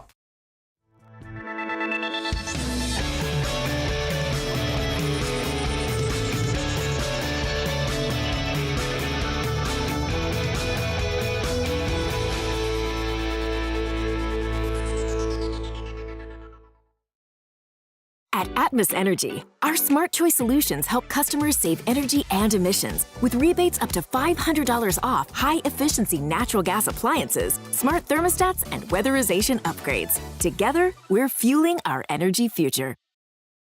The Windsor Senior Living Community in Mandeville, Louisiana is a beautiful, vibrant apartment community geared toward seniors.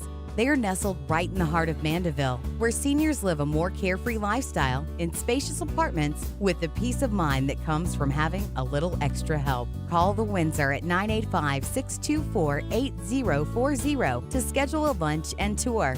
Come see how the Windsor can be your passport to peace of mind.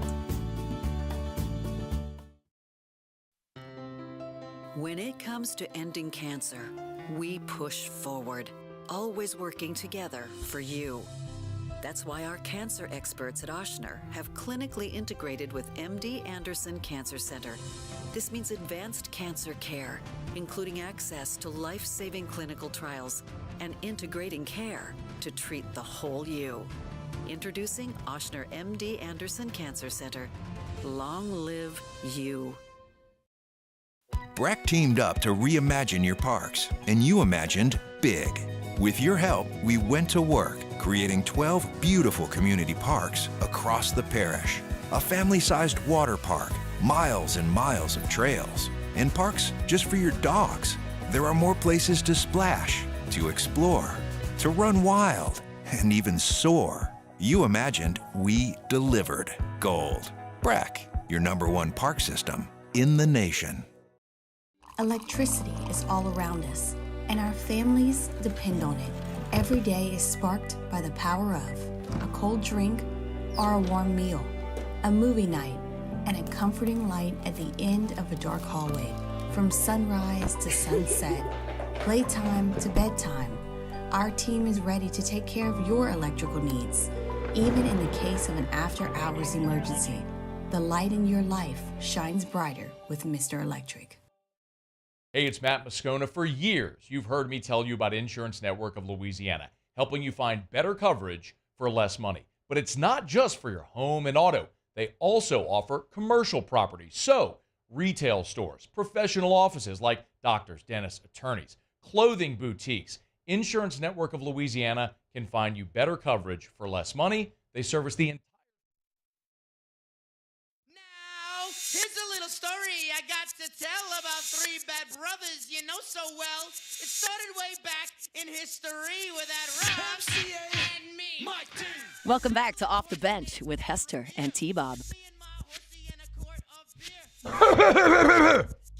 Welcome back, y'all. My bad. I thought I hit mute. That was. I took the South Park off. That's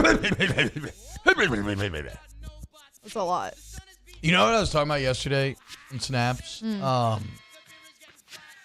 How disgusting Uga is. Like, have y'all seen Dune? Have y'all seen? Oh yeah, Bulldogs. Bulldogs in general. I agree. Not a cute specimen. Just an inbred affront to God and humanity. Obese, can't breathe. If Uga was a human, they would make you uncomfortable merely by looking at them. And it's so funny to watch This is the most... the University of Georgia prop up this just deformed freak and treat him like a god. Have you ever seen Dune? Oh, yeah. Yeah. It reminds me of Baron Harkonnen. Just so fat. Also, T-Bob, take looks out of it. Bulldogs aren't even smart. They're dumb and they're inbred. Yeah, like they're dumb. They're not cute. So I'm going down this joke line. This is like the worst. Why? Take. No, maybe Bulldogs were great originally. I used to think they were cool. I used to want like an old English Bulldog. I love They've Bulldogs. inbred them into the ground. Look, good. A Jacob. Bulldog mutt, great. Look at the health problems that Bulldogs have. Like somebody mentioned Jurassic Park earlier. Life finds a way, right? Like what's the entire point of Jurassic Park? You're trying to play God. Okay, that's what we're trying to do with these little smush-faced freaks. This is so mean. It's just true. I don't know what to tell you, dude. Look, Cortland Jacob put it in the chat, T-Bob. He put Uga Lee. They literally named it Uga. I don't think the dog is ugly. They're ET cute. I think it's a good-looking dog, maybe outside of like they're so cute. Like the inability to breathe and the slobber. And the point is, it's a dog that should not exist. I definitely feel bad for them. Yeah. But they're so cute. Imagine if somebody bred you where your face was fat, your face was flat, and you couldn't breathe, and you just had slobber leaking out of every orifice in your face. And so I'm kind of joking about this. It doesn't sound great, though. That doesn't sound like a great lifestyle. I'm kind of joking about this yesterday, and then Marie said that on the Georgia plane, Aaron Murray said that on the Georgia plane, he would fly with the players and just be crapping all over first class the entire time. Right, that's would just gross. Smell so bad, and they would feed him McDonald's before the flight. Why? They fed him McDonald's? Yes, because he's Baron Harkonnen. He's this obese, deformed, inbred monstrosity that they just treat like a god. Give me more ice. He's like Immortan Joe's little son in Fury Road that floats around in the little machine. That is Uga. It's disgusting. I've seen enough. Wow. Put him down. Not really. Not really. I hope Bevo finishes the job this time around. Bro, Bevo almost got that dog. Almost. We almost saw an Uga gored. And then remember, Texas won that day. Almost made him a kebab out of that. That was the Sugar Bowl, wasn't it? Yeah. Yeah. See, Fawn says boxer bulldog mix. Hell yeah. A bulldog mutt probably going to be significantly healthier than a purebred bulldog. Yeah, I agree with Daniel Basham. You're an ableist. You're against. Yes, you're right. You're against disabled. When it comes to dogs, yes, I agree. The thing is, though, nobody has a choice of how they are born. And those poor dogs don't either. They but don't. we're forcing them to be born that way. Yeah. We know the bevy of health problems that a purebred bulldog comes with. Yeah. We know how short the lifespans are. Mm-hmm. And yet you still breed them. Why? Hubris? Pride? I don't know.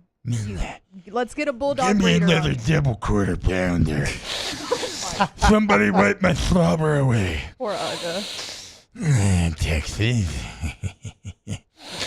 Texas, you think you're going to win the game.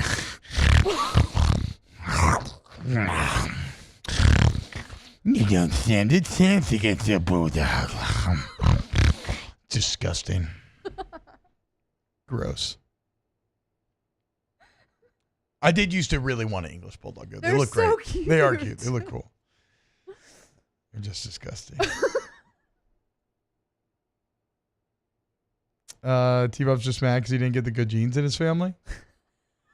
I mean, genetics are a hell of a thing. You're not wrong if you've seen the rest of my family. Been playing catch up my entire life. Damn. Again. Yeah, I met your brother last weekend. Okay, relax. Okay. Stop didn't even glazing. say Stop anything. glazing. I didn't even I say already anything. know. Everybody knows what you're saying. Okay, relax. She told me about the brother on. He's very good whatever looking. day. He's very good looking. I didn't say anything. That's how T-Bob's a bulldog of the self-conscious he Hebert is family. about it. All you did was I brought up the know. brother. He's like, I know, guys. I get it. You have to say it. Now I've lost my point. Thanks, Alondra. I didn't. Way to go. Anyways, pontoon parlay. Yeah, pontoon parlay, T-Bob. I hope you're happy. I am happy because you just slandered Bulldogs. I didn't slander anything, dude. It's like the Kentucky situation. You know, I'm the only one that's actually standing up for what's right for the Bulldogs.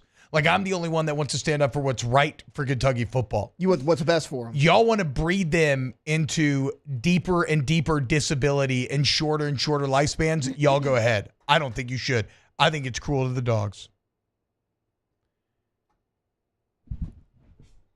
Go to ITI Technical College. You want to learn something today, go to ITI Technical College, okay? ITIcollege.edu, ITIcollege.edu. And in 2 years, change your life, man. Get a career. I know a lot of people are struggling right now. I mean, what am I going to do? Where's my way in life? Trying to find your way. Well, at ITI, again, it's local. It's family-owned. Great campus right here in Baton Rouge. You go over there, and they're going to change your life, man. And it's great. You see right here on the video, like, you're going to be working on scale models, full-scale models, 3D, like, of the exact equipment that you'll be working with in your career. We've got plenty more exciting news coming up on the ITI front, but book a consult today. Take a tour. See what they can offer you and get that career that you're seeking. ITI Technical College. Okay, real quick, before I ask the bench, pontoon parlay. I'm going Georgia to smash Kentucky. Like I said, I think that's a snuff film on Saturday. So Georgia to cover the 22. Yes, cover That's the 22. what they are right now on ESPN deck. Yep, cover the 22. Okay, so I know T-Bob's been sinking us, but hear me out. This may or may not sink us this weekend. Hear me out, though. Say it with confidence. Tulane. Say it with your chest out. Tulane to cover over Oklahoma. Yeah, I like 13. it, dude. I like it. Play it.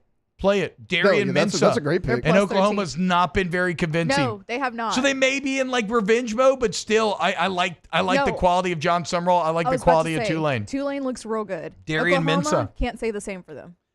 And it's only plus We're 13. taking a lot of big spreads, but I'm with you. I think Alabama smashes this weekend. I think they cover the 16 over Wisconsin. So I'm thinking Alabama minus 16. To be fair, it's all big spreads this weekend. Yeah. So And we have that's- Jakes as well. He texted us. Oh, what do you got? He was kind of in agreement with me. I mentioned this one. He has Boston College plus 16.5. Okay, against and Missouri. Jake's watched more BC than any of us. I think BC's great. Yeah. All right, there you go. All right, Ask the Bench coming up next here on OTB.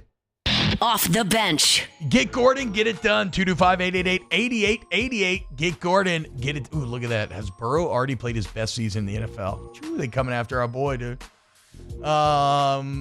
if somebody's coming after you, well, get somebody to go after them. And that's Gordon McKernan, injury attorneys. He'll go after those big insurance companies and get you what you deserve when you get into an accident. You go to getgordon.com, you see all the cases they handle, you see past results from customers, real results. You follow them on social media at Get Gordon, and you'll see a lot of great content about really just life, running a business, your favorite athletes, kind of learn how they take the Grub with G series where they talk to your favorite athletes, members of the G team. Remember, in this new age of college athletics, Gordon McKernan, so critical to LSU's success in terms of its NIL initiatives. GetGordon.com is the website. Your area code, 888-8888 is the number. Get Gordon and get it done. It's an everyday thing here. We work horses in the mornings and we work on the property during the day, and without these John Deere tractors, it'd almost be impossible to keep up with the place. I've dealt with some of the other colors and stuff, and I never really got the response back that I get from John Deere, We really enjoy dealing with Sunshine. They're good people. They always check on us and make sure our equipment's running, and we love them. Flip the switch and learn more about what it means to be powered by Sunshine at sunequip.com. It's no secret. The best oysters in Baton Rouge are at Jolie Pearl Oyster Bar. Enjoy mouth-watering South Louisiana flavor and oysters from all over the country. And don't forget our nightly drink specials.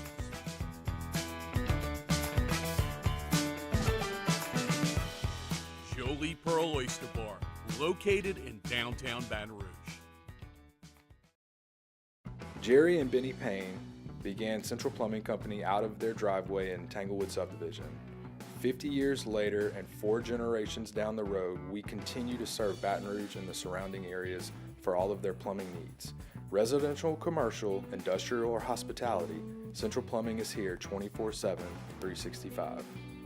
We want to thank our customers, family, and friends for 50 years of success. And looking forward to 50 more.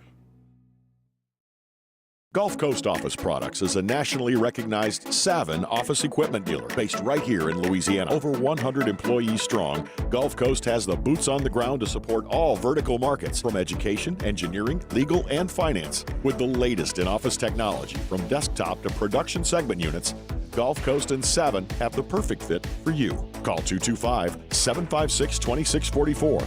That's 756-2644 for Gulf Coast Office Products. There it is, the extra mile, on the border of expected and extraordinary, for those willing to go further, like vans customized for work or play, with safety and tech to keep you connected, supported by a 5-star sales, service, and finance team, and backed by the 1-star you know. So go the extra mile. It's never crowded, because so few have what it takes to go there. Mercedes-Benz Vans.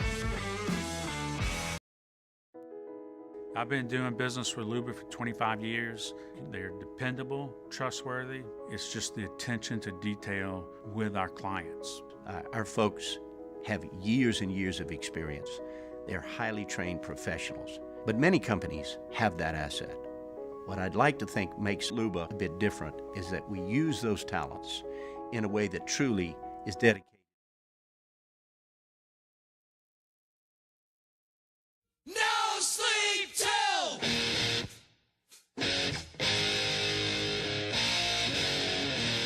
Welcome back to Off the Bench with Hester and T-Bob. Wait, I forgot it's Friday. Yeah, baby. My bad. We here. Oh, Sorry. Tears for Fears. Hit it up. Yeah, you're I good. know. Ask the Bench, brought to you by Cold Curse Life Visitor Hotels or Blue Moon Lots Gas Citrus Sweet.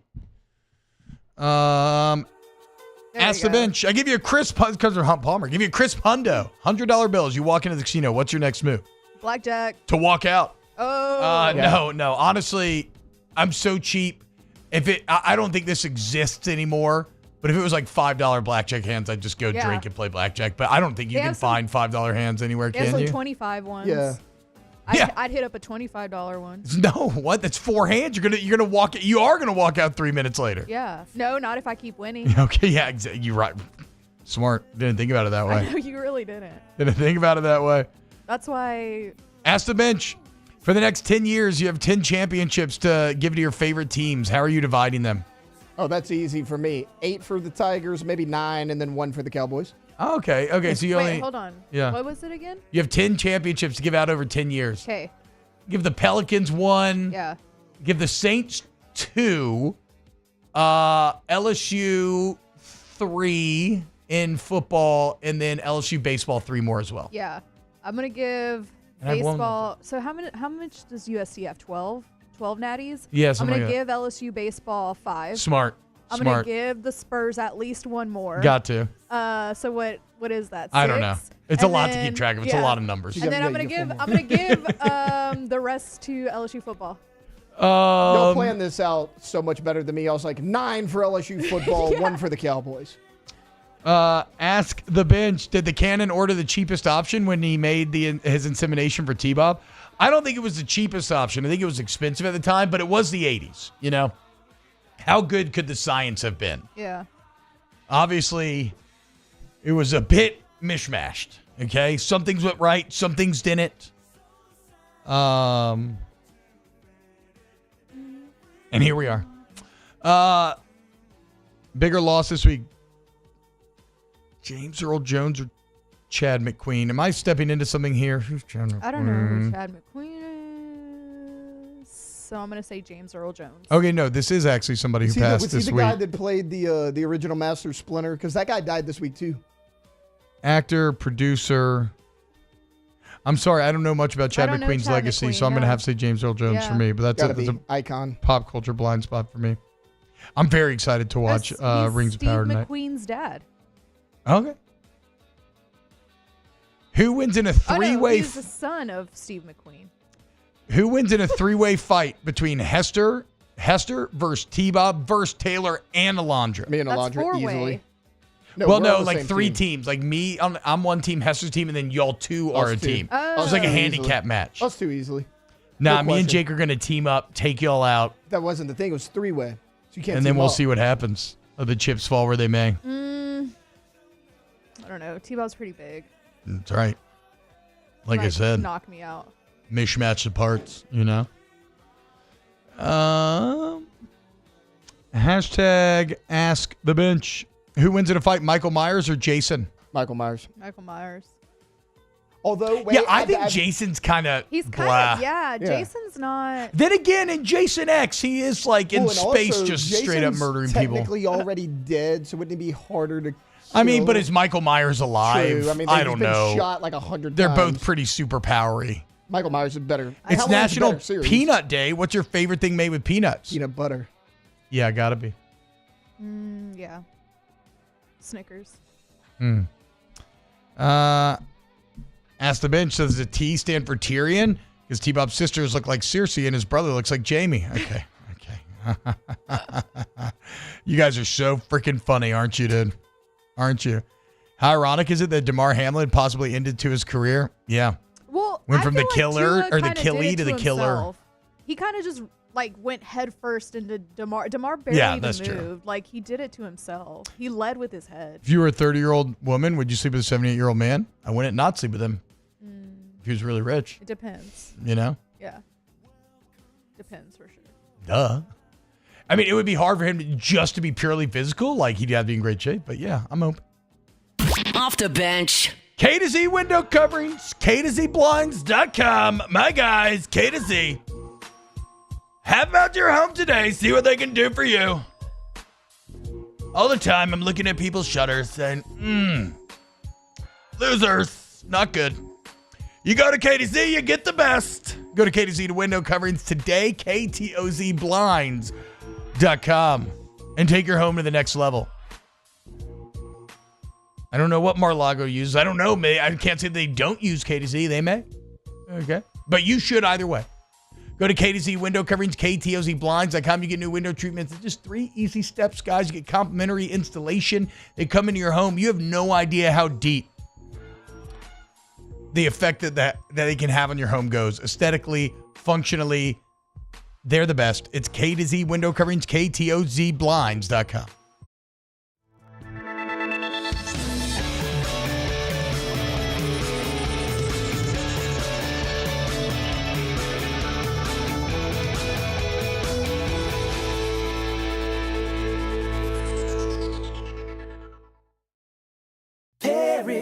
Construction and Roofing. At Parrish, we've got you covered. From the top of your roof, all the way down. Parrish Construction and Roofing. Parrish Built. Parrish Built. Parrish Built. From your hometown, ParrishBuilt.com.